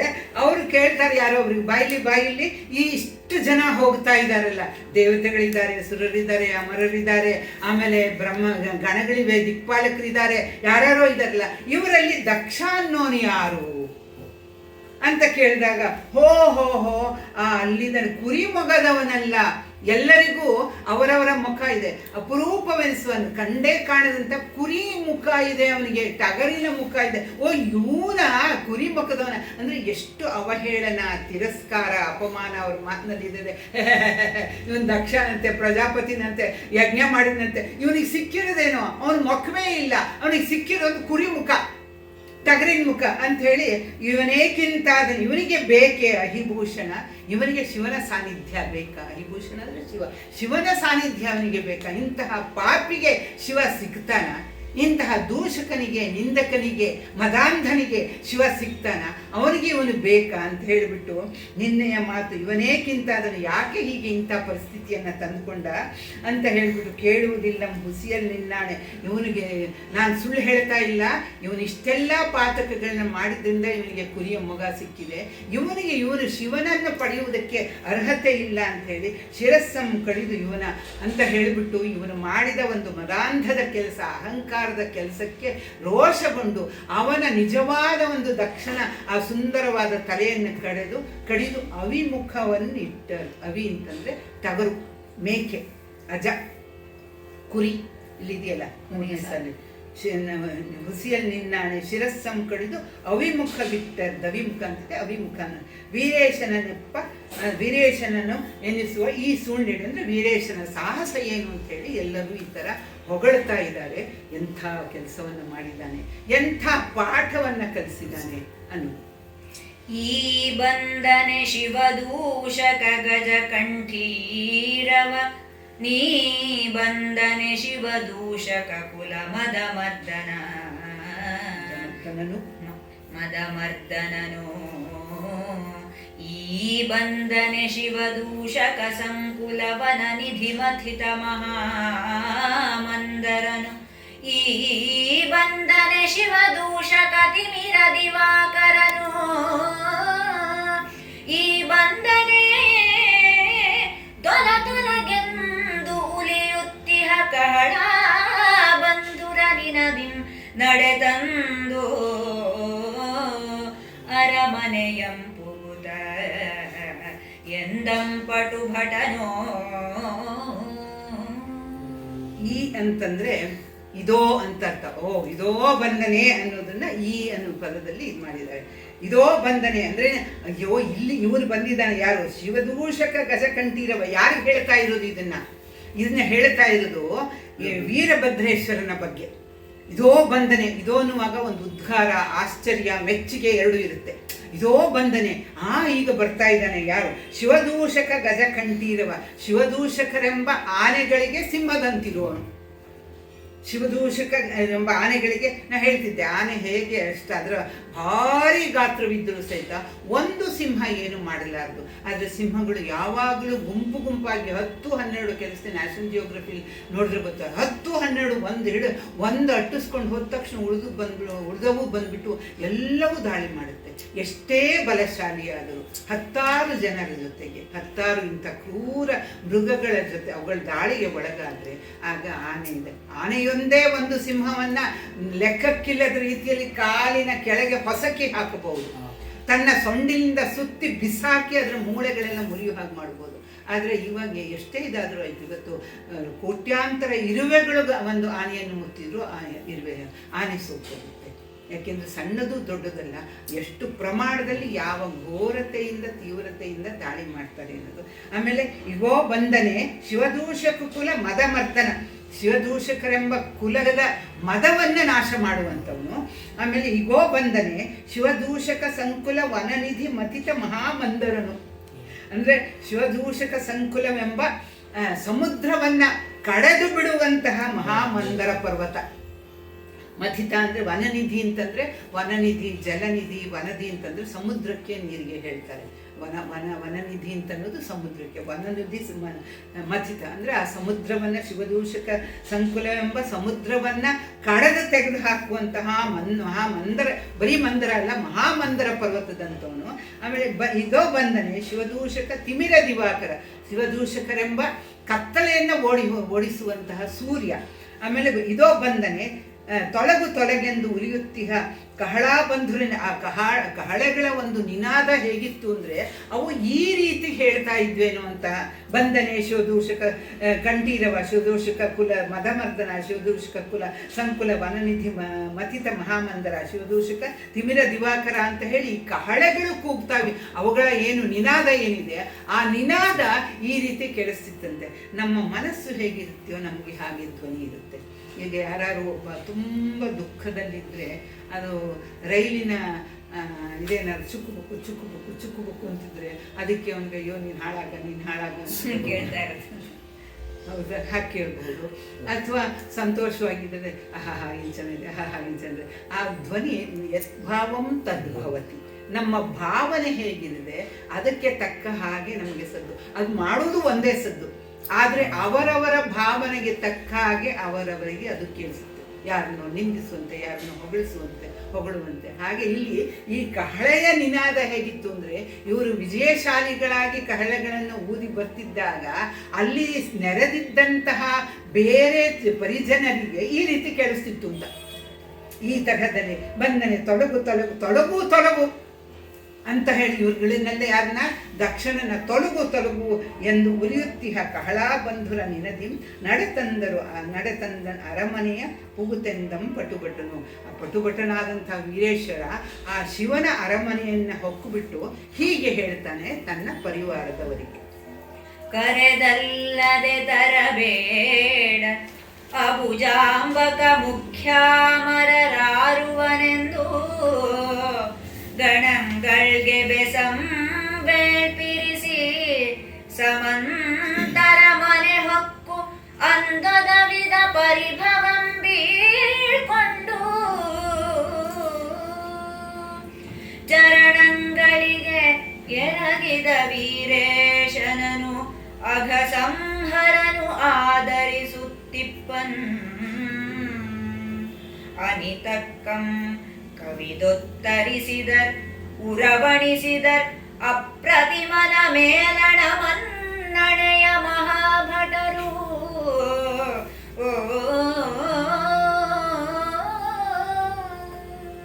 ಕರೆದಲ್ಲದೆ ತರಬೇಡ ಅಭುಜಾಂಬಕ ಮುಖ್ಯಾಮರರು ಆರುವನೆಂದು ಗಣಗಳಿಗೆ ಬೆಸಂ.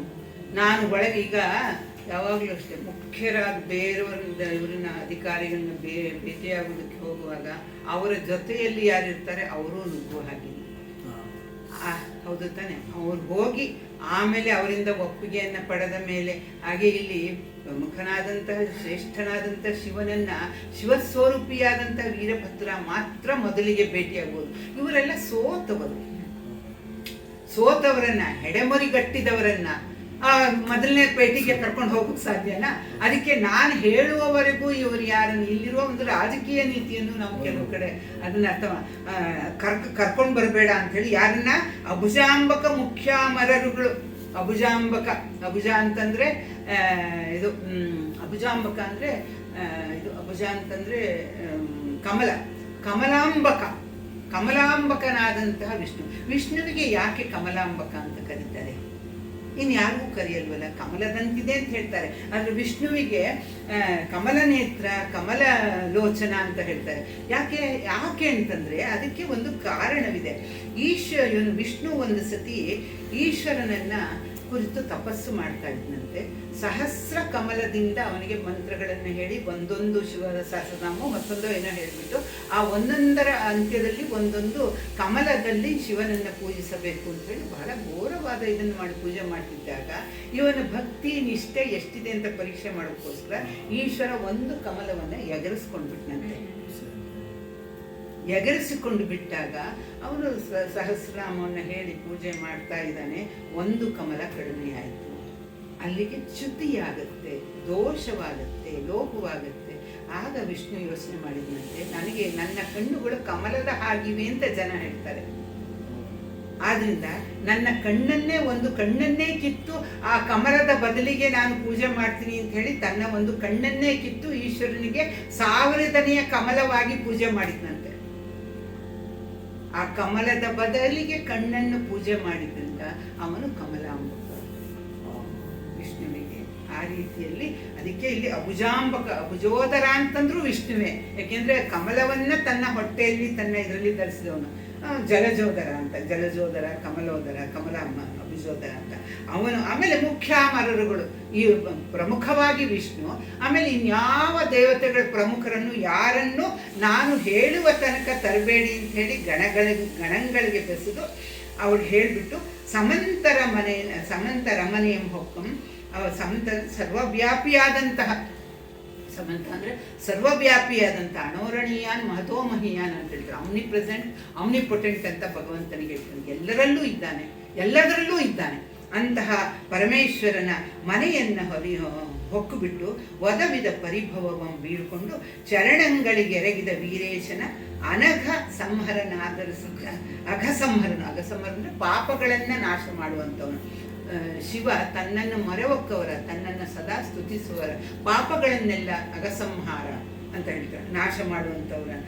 ಅವನೇನು ಮಾಡ್ತಾನೆ, ಆದರಿಸುತ್ತಪ್ಪ ಅನಿತಂ ಕವಿದ್ವತ್ತರಿಸಿ ಉರವಣಿಸಿದರ ಅಪ್ರತಿಮನ ಮೇಲಿನ ಮನ್ನಣೆಯ ಮಹಾಭಟ್ರು. ಅವ್ರನ್ನ ತುಂಬ ಚೆನ್ನಾಗಿ ಇವನನ್ನು ಆಧರಿಸ್ತಾನೆ. ಆಧರಿಸಿ ಅಪ್ಪಿಕೊಂಡು ಅವನೆಲ್ಲ ವಿಚಾರಿಸ್ಕೊಳ್ತಾನೆ. ಯುದ್ಧದ ಸಮಾಚಾರ ಏನು, ಹೇಗೆ ಗೆದ್ದೆ, ಏನೇನು ಅಂತ ಹೇಳಿದಾಗ ಇಲ್ಲಿ ಅವನು ಯುದ್ಧದಲ್ಲಿ ಗೆದ್ದಂತಹದನ್ನೆಲ್ಲ ವಿಶೇಷವಾದಂತಹ ವಸ್ತುಗಳನ್ನ ಈಶ್ವರನಿಗೆ ತಾನು ಯುದ್ಧದಲ್ಲಿ ಗೆದ್ದ ಕುರುಹಾಗಿ ಸಮರ್ಪಿಸ್ತಾನೆ. ಯಾವ್ದ್ಯಾವುದು?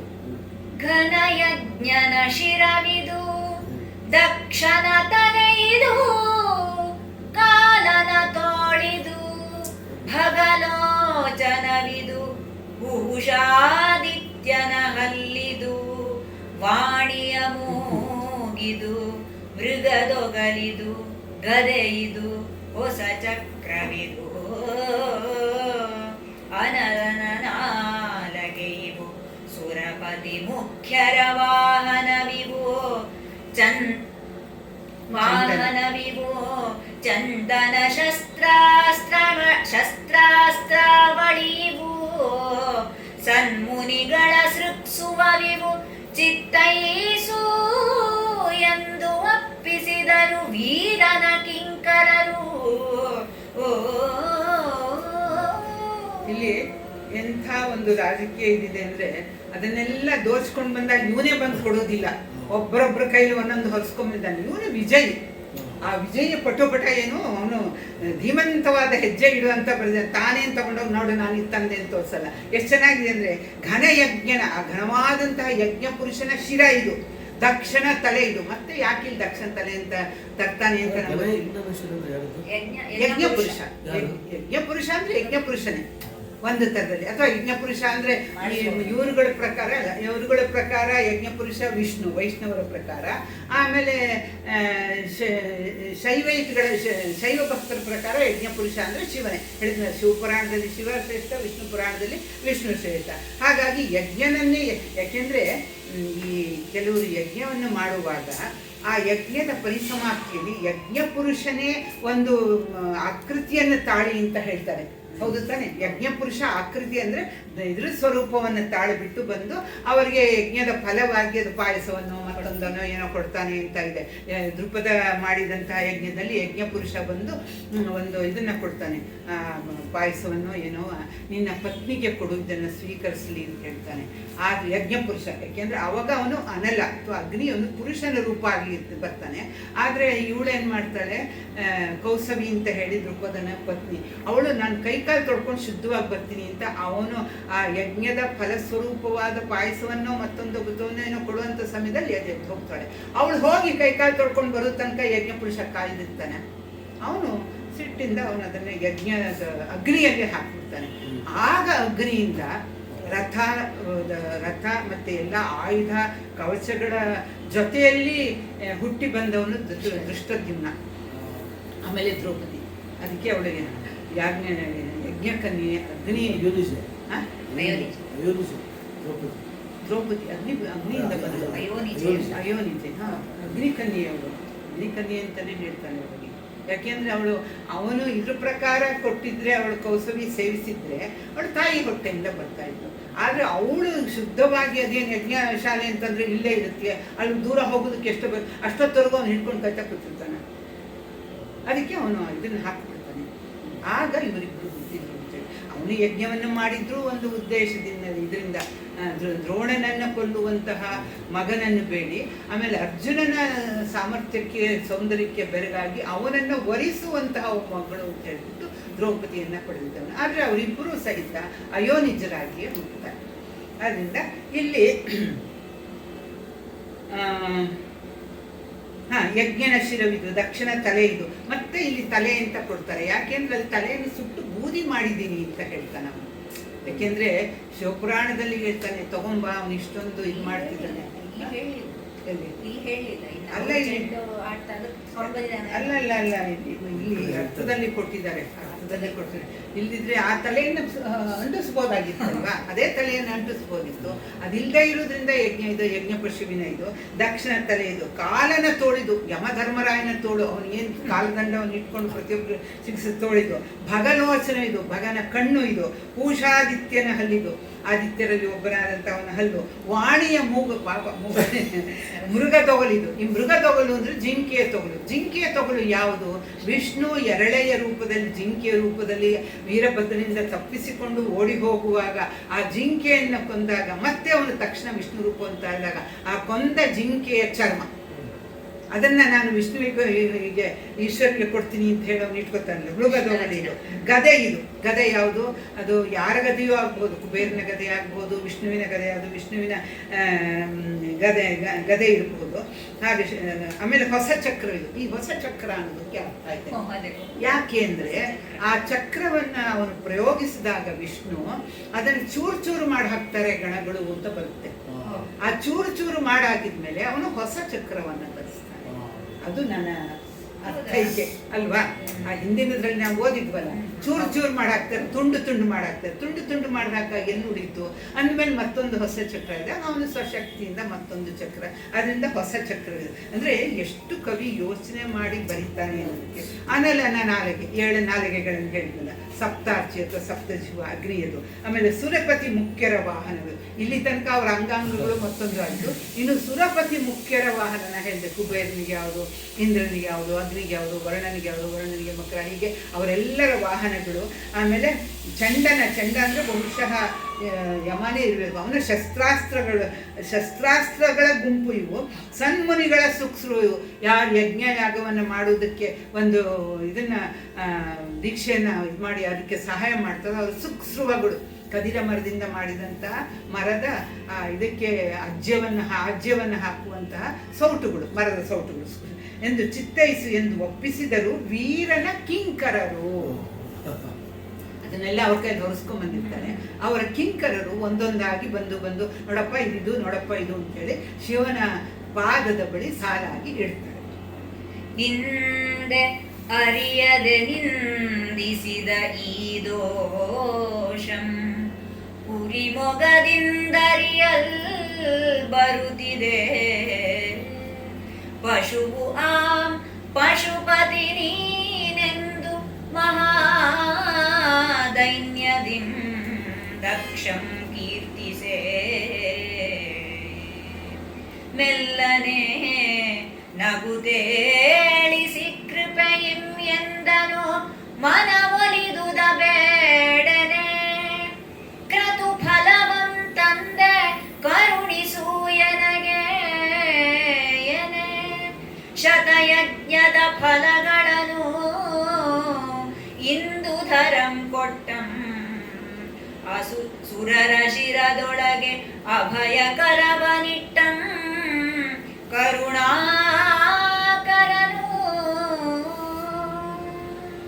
ಹಿಂದೆ ಅರಿಯದೆ ನನ್ನ ಮೂರ್ಖತನ ಅಹಂಕಾರದಿಂದ ನಿನ್ನನ್ನು ನಿಂದಿಸಿದೆ. ಅಲ್ಲಿಗೆ ದಕ್ಷಿಣ ಅಹಂಕಾರವೆರಡು ಕುರಿ ತಲೆ ಬಂದಿರ್ತಾಳೆ ಅವನ ತಲೆಗೆ ಹೋಗಿ. ಆಗ ಹೇಳ್ತಾನೆ, ನಿಂದಿಸಿದ ಈ ದೋಷಂ ಕುರಿ ಮೊಗದಿಂದ ಅರಿಯಲ್ಪಡ್ತದೆ. ಈಗ ಕುರಿ ಮುಖ ಬಂದ ಮೇಲೆ ನನಗೀಗೆಲ್ಲ ನನ್ನ ತಪ್ಪು ಅರ್ಥವಾಗ್ತಿದೆ. ಅಲ್ಲಿವರೆಗೂ ನನ್ನ ಮದಾಂಧವಾದ ಶಿರ ಯಾವುದನ್ನೂ ಅರ್ಥ ಮಾಡಿಕೊಳ್ಳಲಿಲ್ಲ. ಈಗ ಅದನ್ನು ಕೆಟ್ಟ ಮೇಲೆ ಬುದ್ಧಿ ಬಂತು ಅಂತ ಕುರಿಯ ತಲೆಯನ್ನು ಪಡೆದು ಕೆಟ್ಟ ಮೇಲೆ ಇವನಿಗೆ ಬುದ್ಧಿ ಬಂದಿದೆ.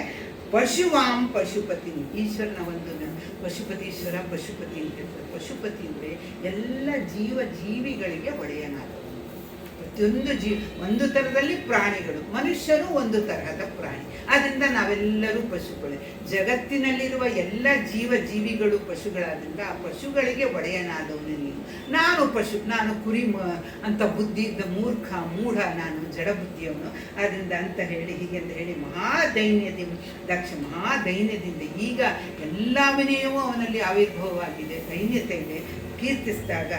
ಕೀರ್ತಿಸಿ ನಮಸ್ಕರಿಸಿದಾಗ ಅವನನ್ನು ಏಳಿಸಿ ಕೃಪೆಯಿಂದ ಎಂದನು ಮನವೊಲಿದು ಬೇಡು, ನಿನ್ನನ್ನೆಲ್ಲ ಕ್ಷಮಿಸಿದ್ದೀನಿ, ನಿನಗೆ ಏನು ಬೇಕು ಅಂತ ಹೇಳಿದಾಗ ಬಹಳ ಕಷ್ಟಪಟ್ಟು ಶಿವನ ಮೇಲಿನ ದ್ವೇಷದಿಂದ ಎಲ್ಲರನ್ನೂ ಕರೆಸಿ ಬ್ರಹ್ಮ ವಿಷ್ಣುಗಳನ್ನು, ದಿಕ್ಪಾಲಕರನ್ನು, ದೇವದೇವತೆಗಳು, ಗಂಧರ್ವರು, ಯಕ್ಷರು, ಕಿನ್ನರರು, ಕಿಂಪುರುಷರು, ಸಾಧ್ಯರು, ವಾಲಕಿದರು, ಹಿಂಗೆಲ್ಲರನ್ನ ಕರೆಸಿ ಮಾಡಿರುವಂತಹ ಯಾಗ ಈಗ ಹಾಳಾಗ್ಬಿಟ್ರೆ ಏನು ಪ್ರಯೋಜನ? ಅದಕ್ಕೆ ನಾನು ಮಾಡಿದ ಯಜ್ಞಕ್ಕೆ ನನಗೆ ಫಲವನ್ನು, ಅದಕ್ಕೆ ನಿಯತವಾದ ಫಲವನ್ನು ಕೊಡು ಅಂತ ಹೇಳಿದಾಗ ಆ ಕರುಣಾಕರನಾದ ಶಿವನು ಹೇಳ್ತಾನೆ, ಶತಯಜ್ಞದ ಫಲವನ್ನು ಇಂದುಧರನೇ ಕೊಟ್ಟನು. ನೀನು ಒಂದು ಯಜ್ಞ ಮಾಡಿ ಅದು ನಾಶವಾದಂತಹ ಯಜ್ಞ, ಆ ಯಜ್ಞದ ಫಲವನ್ನು ನೀನು ಕೇಳ್ತೀಯ. ಪೂರ್ತಿಯಾಗದ ಅಪೂರ್ಣವಾದ ಯಜ್ಞದ ಫಲವನ್ನು ನೀನು ಕೇಳ್ತಾ ಇದೀಯಾ, ಆದರೆ ಪೂರ್ಣವಾದ 100 ಯಜ್ಞದ ಫಲವನ್ನು ನಿನಗೆ ಕೊಡ್ತೀನಿ ಅಂತೇಳಿ ಆ ಕರುಣಾಕರನಾದಂತಹ ಇವನು ಅವನಿಗೆ ಅಭಯವನ್ನು ಕೊಟ್ಟು ಸುರರ ಶಿರದೊಳಗೆ ಅಭಯಕರವನ್ನಿಟ್ಟನು. ತನಗೆ ನಮಸ್ಕರಿಸಿದಂಥ ಎಲ್ಲ ದೇವತೆಗಳ ಶಿರದ ಮೇಲೆ ಅಭಯ ಅಂದರೆ ಇನ್ನು ನಿಮಗೆ ಭಯವಿಲ್ಲ ಅನ್ನುವಂತಹ ಒಂದು ಇದನ್ನು ಆಶ್ವಾಸನೆಯನ್ನು ಕೊಡುವ ರೀತಿಯಲ್ಲಿ ಅವರೆಲ್ಲರ ಮೇಲೆ ತನ್ನ ಕೈಯನ್ನು ಇಡ್ತಾನೆ ಕರುಣಾಕರನಾದ ಪರಮೇಶ್ವರ. ಸಾಯದೆ ಬರ್ದುಕಿದ ಅಜಹರಿ ಸುರ ಸಂಕುಲವ ಅನ್ಯಾಯವನೆಂದು ನೀಂಬಳಸದಿರು ಎಮ್ಮಲ್ಲಿ ಅಪಾಯಂಗೊಳದು ಈ ಹಮ್ಮೇರಿದ ಸಾಕ್ಷಾತ್ ಶ್ರೀ ವೀರದ ರುದ್ರನು ಇವನ ಘಾಯಕ್ಕೆ ತರಹರಿಸಲು ಬಾರದೆನುತ ಹಂಪೆಯ ರಾಯನ್ ಅವರ ಕಳುಹಿದ ಕೃತಿಯಂ ರಚಿಸಿದ ಕವಿರಾಯನವರ ಸುತ ರಾಘವ ದೇವನ ಭಿನ್ನಪಮಂ ಸದ್ಭಕ್ತ ಜನರ್ಕೇಳಿ ವೀರಭದ್ರನ ಸೈನ್ಯದ ವೀರಭದ್ರನ ಆಟಾಟೋಪ ಅಪ್ರತಿಮ ಪರಾಕ್ರಮ, ಆ ಒಂದು ಮೃತ್ಯು ಸ್ವರೂಪವಾದ ಹೊಡೆತಗಳನ್ನೂ ತಡೆದುಕೊಂಡು ಬದುಕದೆ ಉಳಿದಿದ್ದ ಹರಿ ಸುರ ಸಂಕುಲವಾಗಿ ಬುದ್ಧಿ ಹೇಳ್ತಾನೆ. ಏನಂತಂದರೆ, ಅನ್ಯಾಯವನೆಂದು ನೀವು ಬಳಸಿದೆ. ನೀವು ಏನು ದಕ್ಷಿಣ ಯಜ್ಞಕ್ಕೆ ನೀವು ಸಮರ್ಥನೆಯನ್ನು ಕೊಟ್ಟಿ, ಅದಕ್ಕೆ ನೀನು ಬಂದ್ರಿ, ಅದು ಅನ್ಯಾಯಕ್ಕೆ ಒಂದು ಬೆಂಬಲವನ್ನು ಕೊಟ್ಟ ಹಾಗೆ ಆಯಿತು. ಯಾಕೆಂದರೆ ಅವನು ಮಾಡಿದಂತಹ ಯಜ್ಞ ಅದು ಸತ್ಫಲವನ್ನು ಅಪೇಕ್ಷಿಸಿ ಅಲ್ಲ, ಲೋಕ ಕಲ್ಯಾಣವನ್ನು ಅಪೇಕ್ಷಿಸಿ ಅಲ್ಲ. ನಾವು ಲೋಕಾ ಸಮಸ್ತ ಸುಖಿನೋ ಭವಂತು ಅಂತ ಹೇಳ್ತೀವಿ. ನಮ್ಮ ಯಾವ ಪೂಜೆ ಪುನಸ್ಕಾರಗಳು ಆದಮೇಲೂ ಸಹಿತ ಕೇವಲ ನನಗೋಸ್ಕರ. ಯಾಕೆಂದರೆ ವಸುದೈವ ಕುಟುಂಬಕಂ ಜಗದೇಕ ಕುಟುಂಬಕಂ ಅನ್ನುವುದು ನಮ್ಮ ಒಂದು ಪ್ರತಿಯೊಬ್ಬರಿಗೂ ಒಳ್ಳೆ ದೇಶ ಸಮಸ್ತ ಸುಖಿನೋ ಭವಂತು ಸಮಸ್ತ ಸನ್ಮಂಗಳಾನಿ ಭವಂತು, ಎಲ್ಲರಿಗೂ ಮಂಗಳವಾಗಲಿ ಅಂತ ಹೇಳಿ ಕಡೆಯಲ್ಲಿ ನಮ್ಮ ಪ್ರಾರ್ಥನೆ ಹೀಗಿರುವಾಗ ಇಡೀ ಜಗತ್ತಿಗೆ ನಾವು ಇದನ್ನು ಕ್ಷೇಮವನ್ನು ನಾವು ಮಂಗಳವನ್ನು ನಾವು ಹಾರೈಸುವಾಗ ಇವನು ಹಾಗೆ ಮಾಡಿದ್ದಲ್ಲ.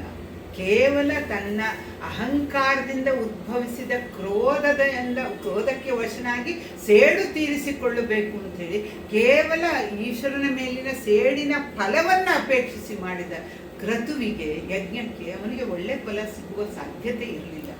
ಆದರೆ ಅದಕ್ಕೆ ಹೇಳ್ತಾನೆ, ಇಂತಹ ಒಂದು ಕೇಡಿಗನೊಬ್ಬ ಕೇಡನ್ನು ಅಪೇಕ್ಷಿಸಿ ದ್ವೇಷವನ್ನು ಸಾಧಿಸುವುದಕ್ಕೋಸ್ಕರ ಸೇಡಿಗೋಸ್ಕರ ಮಾಡಿದ ಇಂತಹ ಯಜ್ಞಗಳಲ್ಲಿ ನೀವು ಭಾಗವಹಿಸಿ, ಅಂದರೆ ಅನ್ಯಾಯಕ್ಕೆ ನೀವು ಸಮರ್ಥನೆಯನ್ನು ಕೊಡಬಾರದು ಅಂದು ನ್ಯಾಯವನ್ನು ಎಂದೂ ಬಿಡದೆ ಅನ್ಯಾಯಕ್ಕೆ ಸಮರ್ಥನೆಯನ್ನ ಎಂದೂ ಮಾಡದಿರಿ ಅಂತ ಹೇಳಿ ಹೇಳ್ಬಿಟ್ಟು ಸಾಕ್ಷಾತ್ ವೀರದ ರುದ್ರನು, ಇವನು ಯಾರು ಅಲ್ಲ ಈ ವೀರಭದ್ರ, ಸಾಕ್ಷಾತ್ ನನ್ನ ಒಂದು ಸ್ವರೂಪ, ಅವನ ಸಾಹಸ ಅಂದರೆ ನನ್ನ ಸಾಹಸಕ್ಕೆ ಸಮಾನವಾದದ್ದು ಅಂತ ಹೇಳಿ ಯಾವಾಗಲೂ ನೀವು ಈ ಥರ ಅನ್ಯಾಯದ ಜೊತೆಗೆ ನೀವು ಕೈ ಗೂಡಿಸಬಾರದು ಅಂತ ಹೇಳಿ ತರಹರಿಸಲು ಬಾರದೆನಂತ ಹಂಪೆಯ ರಾಯನು ಅವರ ಕಳುಹಿದ ಅಂತ ಹೇಳಿ ಇಲ್ಲಿಗೆ ಹೇಳಿ ಕೃತಿಯಂ ರಚಿಸಿದ ಕವಿರಾಯನ ವರಸುತ.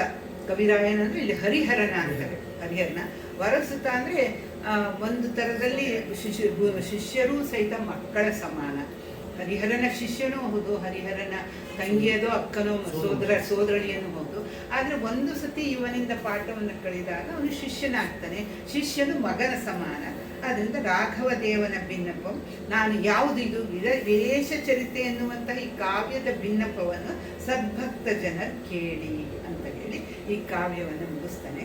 ಒಂದು ವಿಷಯವನ್ನು ನಾನು ನಿಮಗೆ ಹೇಳಬೇಕು ಅಂತಿದ್ದೆ, ನಿಮಗೆ ನೆನಪಿದ್ದು ಸತಿಯ ಸತಿಗೆ ಯಾಕೆ ದೇಹತ್ಯಾಗವನ್ನು ಮಾಡುವುದಕ್ಕೆ ಒಂದು ಕಾರ್ಯ, ಏಕೆಂದರೆ ಕಾರ್ಯಕಾರಣವಿಲ್ಲದೆ ಏನೂ ನಡೆಯುವುದಿಲ್ಲ.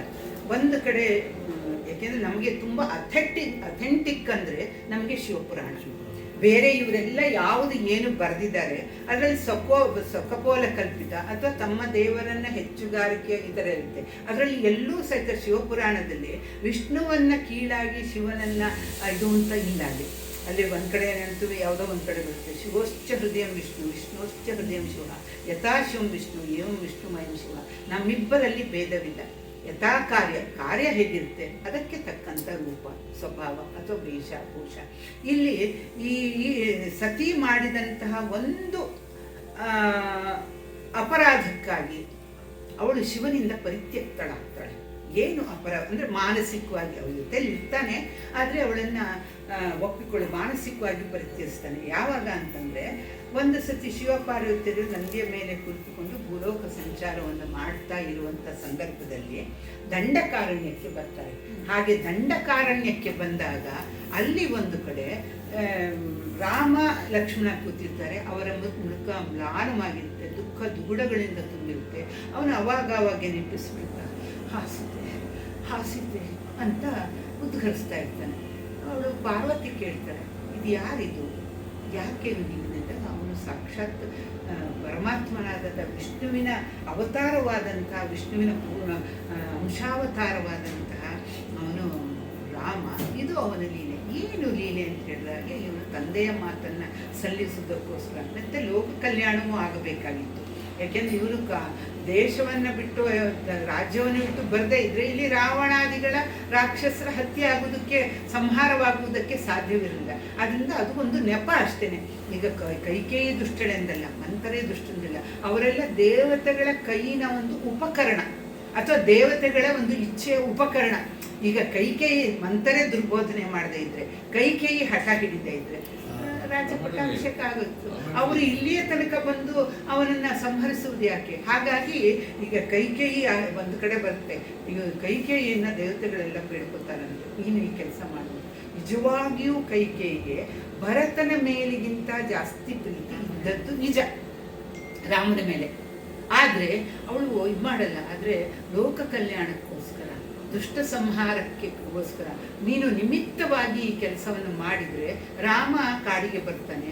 ಆ ಮೂಲಕವಾಗಿ ಇಂಥ ಘಟನೆಗಳ ನಡಿ ರಾವಣಾದಿಗಳ ಸಂಹಾರವಾಗುತ್ತೆ ಅಂತ ಹೇಳಿದಾಗ ಲೋಕ ಕಲ್ಯಾಣಕ್ಕೋಸ್ಕರ ಕೆಟ್ಟ ಹೆಸರನ್ನು ತಗೋತಾಳೆ ಕೈಕೇಯಿ, ಮಂಥರೆ ಚೋದನೆಯಿಂದ. ಹಾಗೆ ಇಲ್ಲಿ ಏನಾಗುತ್ತೆ, ಈ ಸತಿ ಬರ್ತಾಳೆ. ಆದರೆ ಅವನು ಹೇಳ್ತಾನೆ, ಅವನು ಸಾಕ್ಷಾತ್ ನಮಸ್ಕಾರ ಮಾಡ್ತಾನೆ. ಅವನು ಈಶ್ವರ ರಾಮನಿಗೆ ಅಂದರೆ ಅವನಿಗೆ ಕಾಣದಂತೆ ಅವನು ಸಂಪೂರ್ಣವಾಗಿ ತನ್ನ ಪೂರ್ವಕವಾಗಿ ಅವಳಿಗೆ ನಮಸ್ಕಾರವನ್ನು ಮಾಡಿ ಅವನ ಸ್ತುತಿಯನ್ನು ಹೇಳ್ತಾ ಮುಂದಕ್ಕೆ ಹೋಗ್ತಾನೆ. ಈಗ ಶಿವಪುರಾಣದ ಪ್ರಕಾರ ಶಿವನೇ ಸರ್ವಶ್ರೇಷ್ಠ ದೇವತೆ ಆದ್ದರಿಂದ, ಅವನೇ ಸೃಷ್ಟಿ ಸ್ಥಿತಿ ಕಾರಣನಾದ್ದರಿಂದ, ಅವನೇ ಸೃಷ್ಟಿ ಮತ್ತು ಸ್ಥಿತಿಗೆ ಅಧಿಪತಿಗಳಾದ ದೇವರಾದಂತಹ ವಿಷ್ಣು ಮತ್ತು ಬ್ರಹ್ಮರಿಗೆ ಒಂದು ಕಾರ್ಯವನ್ನು ಅಥವಾ ಜವಾಬ್ದಾರಿಯನ್ನು ಕೊಡುವವನಾದ್ರಿಂದ ಇವನು ಯಾಕೆ ಇವನಿಗೆ ನಮಸ್ಕಾರ ಮಾಡ್ತಿದ್ದಾನೆ ಅಂತ ಹೇಳ್ತಾನೆ. ಅವನು ನನ್ನಲ್ಲಿ ಭೇದವಿಲ್ಲ, ಅವನು ಸಾಕ್ಷಾತ್ ವಿಷ್ಣು. ಹೀಗೆ ಅಸುರ ಸಂಹಾರಾರ್ಥವಾಗಿ ಅವನು ಈ ಥರ ಒಂದು ಇದು ಮಾಡಿದ್ದಾನೆ. ಇದು ಒಂದು ಲೀಲೆ ಅಷ್ಟೇ, ನಾಟಕವಷ್ಟೇ.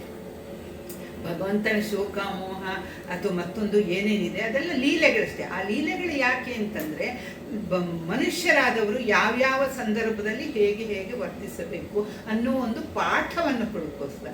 ಇವಳಿಗೆ ಪೂರ್ತಿ ನಂಬಿಕೆ ಬರಲಿ, ಅವನು ಶ್ರೀಮನ್ನಾರಾಯಣನೇ ಹೌದಾ, ಮಹಾವಿಷ್ಣುವೇ ಹೌದಾ ಅಂತೇಳಿ ನಾನು ಹೋಗಿ ಪರೀಕ್ಷೆ ಮಾಡ್ತೀನಿ ಅಂತಾಳೆ. ಆಯಿತು ಹೋಗು ಅಂತಾಳೆ. ಅವಳು ಅಲ್ಲಿಂದ ಇಳಿದು ಬರ್ತಾಳೆ.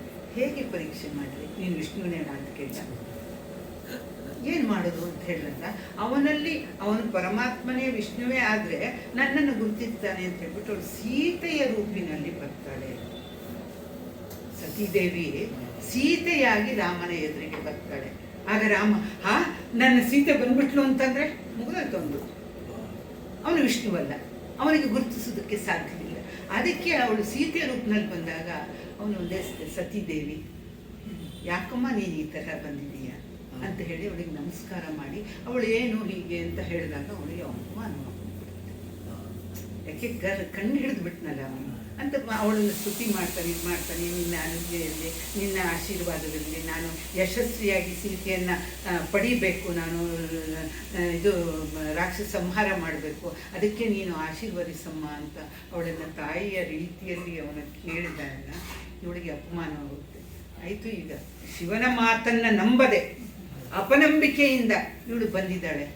ಈಗ ಹೇಗೆ ಮುಖ ಇಟ್ಕೊಂಡು ಹೋಗ್ತಾಳೆ ಶಿವನ ಬಳಿಗೆ? ಹೇಗೆ ಅವನು ಹೇಳ್ತಾನೆ, ಅವನು ಶಿವ ಇವನ ಪರಮಾತ್ಮನೇ ವಿಷ್ಣುವೇ ಅಂತ ಹೇಳಿದಾಗ ನಂಬಿಕೆ ಇಲ್ಲದೆ ಬಂದು ತಾನು ಈಗ ಸೋತಂತಾಗಿದ್ದರಿಂದ ಅವನ ಮಾತನ್ನು ನಾನು ನಂಬಲ್ಲಲಿಲ್ಲ, ಶಿವನ ಮಾತಿನ ಮೇಲೆ ಅಪನಂಬಿಕೆಯನ್ನು ತೋರಿಸ್ದೆ ಅಂದಾಗ ಆಗ ಅವಳು ಹೋಗಿ ಸುಮ್ಮನೆ ತಲೆ ತಗ್ಗಿಸ್ಕೊಂಡು ನಿಂತ್ಕೋತಾಳೆ. ಏನಾಯಿತು ಅಂತ ಹೇಳಿದಾಗ ಹೇಳ್ತಾಳೆ, ಆಗ ಅವನು ನೀನು ನನ್ನ ಮಾತನ್ನು ನಂಬದೆ ಹೋದೆ, ವಿಷ್ಣು ಭಗವಂತ ಅನ್ನೋದು ಒಪ್ಕೊಳ್ಳದೆ ಹೋದೆ, ಆದ್ದರಿಂದ ನಾನು ನಿನ್ನನ್ನು ಮಾನಸಿಕವಾಗಿ ತಿಳಿಸ್ಬಿಡ್ತಾನೆ. ಆಗ ಅವಳಿಗೆ ಈ ಶರೀರವನ್ನು ಇಟ್ಟುಕೊಂಡು ನಾನು ನೀರಕ್ಕೆ ಸಾಧ್ಯವಿಲ್ಲ ಅಂತ ಅದು ಒಂದು ಕಡೆ ಓದಿತ್ತು. ಆಗ ಅವಳು ಈ ಶರೀರ ತ್ಯಾಗ ಮಾಡಿ ನಾನು ಹೊಸ ಶರೀರದ ಹೊಸ ಹುಟ್ಟಿನೊಡನೆ ನಾನು ನನ್ನ ಭಗವಂತನನ್ನ ನನ್ನ ಪತಿಯನ್ನು ಸೇರಬೇಕು ಅಂತೇಳಿ ದಕ್ಷ ಯಜ್ಞದಲ್ಲಿ ಇದನ್ನು ಬಿಡ್ತಾಳೆ ಅನ್ನೋದು ನಾನು ಒಂದು ಕಡೆ ಓದಿದಂಥ ಕತೆ. ಆಮೇಲೆ ಕ್ಷಮಿಸಬೇಕು, ನಿಮ್ಮ ಮುಂದೆ ನಾನಲ್ಲ, ಆದರೆ ಹೌದು ಇವ್ರ ಮುಂದೆ ನಾನಲ್ಲ. ಅದು ಯಜ್ಞ, ಇವರು ಯಜ್ಞ ಏನವರು ಪುರುಷ ಈಶಾನ ಅಲ್ಲ, ಈಶಾನ ಅಂತಲ್ಲ, ಅದು ಯಾವ ಯಾವ ಯಜ್ಞವನ್ನು ಮಾಡ್ತಾರೋ ಅದನ್ನು ಯಜ್ಞ ಪುರುಷ ಅನ್ನೋ ಪುರುಷ ವಿಷ್ಣು ಅಂತ ಹೇಳ್ತಾರೆ. ಯಾಕೆಂದ್ರೆ ವಿಷ್ಣು ಸರ್ವೋತ್ತಮತ್ವವನ್ನು ಹೇಳೋರು ವಿಷ್ಣು ಅಂತ ಹೇಳ್ತಾರೆ. ಈ ಶಿವಪುರಾಣದಲ್ಲಿ ಶಿವನೇ ಯಜ್ಞ ಪುರುಷ ಅಂತ ಹೇಳ್ತಾರೆ. ಎಲ್ಲ ನಾವು ಮಾತ್ರ ತಪ್ಪಿ ಆ ಜಗಳ ಬಂದು ನಮ್ಮ ಇಷ್ಟದ ದೇವರು, ನಮ್ಮ ಒಂದು ಅಂತರ್ಯದಲ್ಲಿ ನಾವು ಆ ಥರ ಭಗವದ್ಗೀತೆಯಲ್ಲಿ ಕೃಷ್ಣನೇ ಹೇಳ್ತಾನಲ್ಲ, ನಿನ್ಗೆ ಯಾವ ಯಾವ ದೇವರುಗಳಲ್ಲಿ ಯಾವ ನಾಮ ಸ್ವರೂಪ, ಅದು ಮುಖ್ಯ, ಯಾವ ನಾಮ ಸ್ವರೂಪದಲ್ಲಿ ನಿನಗೆ ಭಕ್ತಿ ಶ್ರದ್ಧೆ ಇದೆಯೋ ಅವರಲ್ಲಿ ನಿನಗೆ ಭಕ್ತಿಯನ್ನು ಬಲಿಸ್ತೀನಿ, ನಾನು ಗಟ್ಟಿಗೊಳ್ಳುವಂತೆ ಮಾಡ್ತೀನಿ. ಎಷ್ಟು ಉದಾತ್ತವಾದ. ಇಲ್ಲಿ ನಾವು ಮೊನ್ನೆ ಇದು ಹೇಳಿದ್ನಲ್ಲ ನಿಮಗೆ, ನೀವೊಂದು ವೀರಭದ್ರೇಶ್ವರ ಒಳಗೆ ಒಂದು ಅದನ್ನು ಓದೋ ರೀತಿ ಹೇಗಿದೆ ಅಂದರೆ ಅದನ್ನು ಅನ್ನ ಕಂಠದಲ್ಲಿ ಸರಿ ಹೋಗೋದಿಲ್ಲ, ಅದನ್ನು ಒಂದು ಪುರುಷ ಕಂಠದಲ್ಲಿ ಅದಕ್ಕೆ ಹೆಚ್ಚಿನ ಜೋಶ್ ಬರುತ್ತೆ. ಆದರೆ ಇದೀಗೆ ಬೇಡಮ್ಮ, ನನ್ನ ಸ್ತುತಿ ಎಲ್ಲ ಹೋಗಿದೆ ಈಗ. ರುದ್ರ ವೀರ, ಒಂದಾನೊಂದು ದಿವಸ ನಾರದ ಮುನಿಗಳು ಅತಿ ಶೀಘ್ರವಾಗಿ ಕೈಲಾಸ ದ್ವಾರ ಮುಖ ಮಾಡಿಕೊಂಡು ಪರಮೇಶ್ವರನ ದರ್ಶನಕ್ಕಾಗಿ ಕೈಲಾಸಕ್ಕೆ ತೆರಳಲು ಆ ಕೈಲಾಸ ಪರ್ವತದಲ್ಲಿ ನಮ್ಮ ಶಿವ ಪಾರ್ವತಿಯರು, ಸುಬ್ರಹ್ಮಣ್ಯನ ಜನಕರು, ವಿಘ್ನೇಶ್ವರನ ಮಾತಾಪಿತರು ಆಸೀನರಾಗಿದ್ದರು.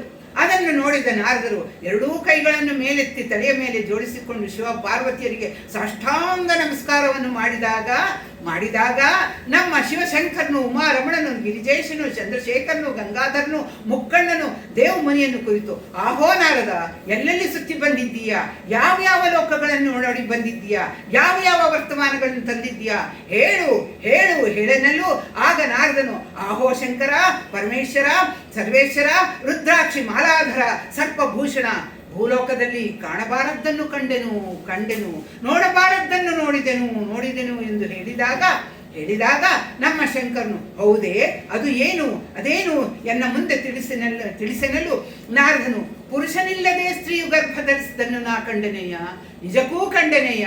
ಆಹಾ ದೇವ, ಬೀಜವಿಲ್ಲದೆಯೇ ವೃಕ್ಷ ಬೆಳೆದದ್ದನ್ನು ನಾ ಕಂಡನೆಯ, ನಿಜಕ್ಕೂ ಕಂಡನೆಯ. ಆಹಾ ದೇವ, ಅಹಹಾ ದೇವ, ಹಾಲಿಲ್ಲದೆಯೇ ಮೊಸರಿಲ್ಲದೆಯೇ ಬಳಿಕ ತುಪ್ಪವಾಗಿದ್ದನ್ನು ನಾ ಕಂಡನೆಯ, ನಿಜಕ್ಕೂ ಕಂಡನೆಯ.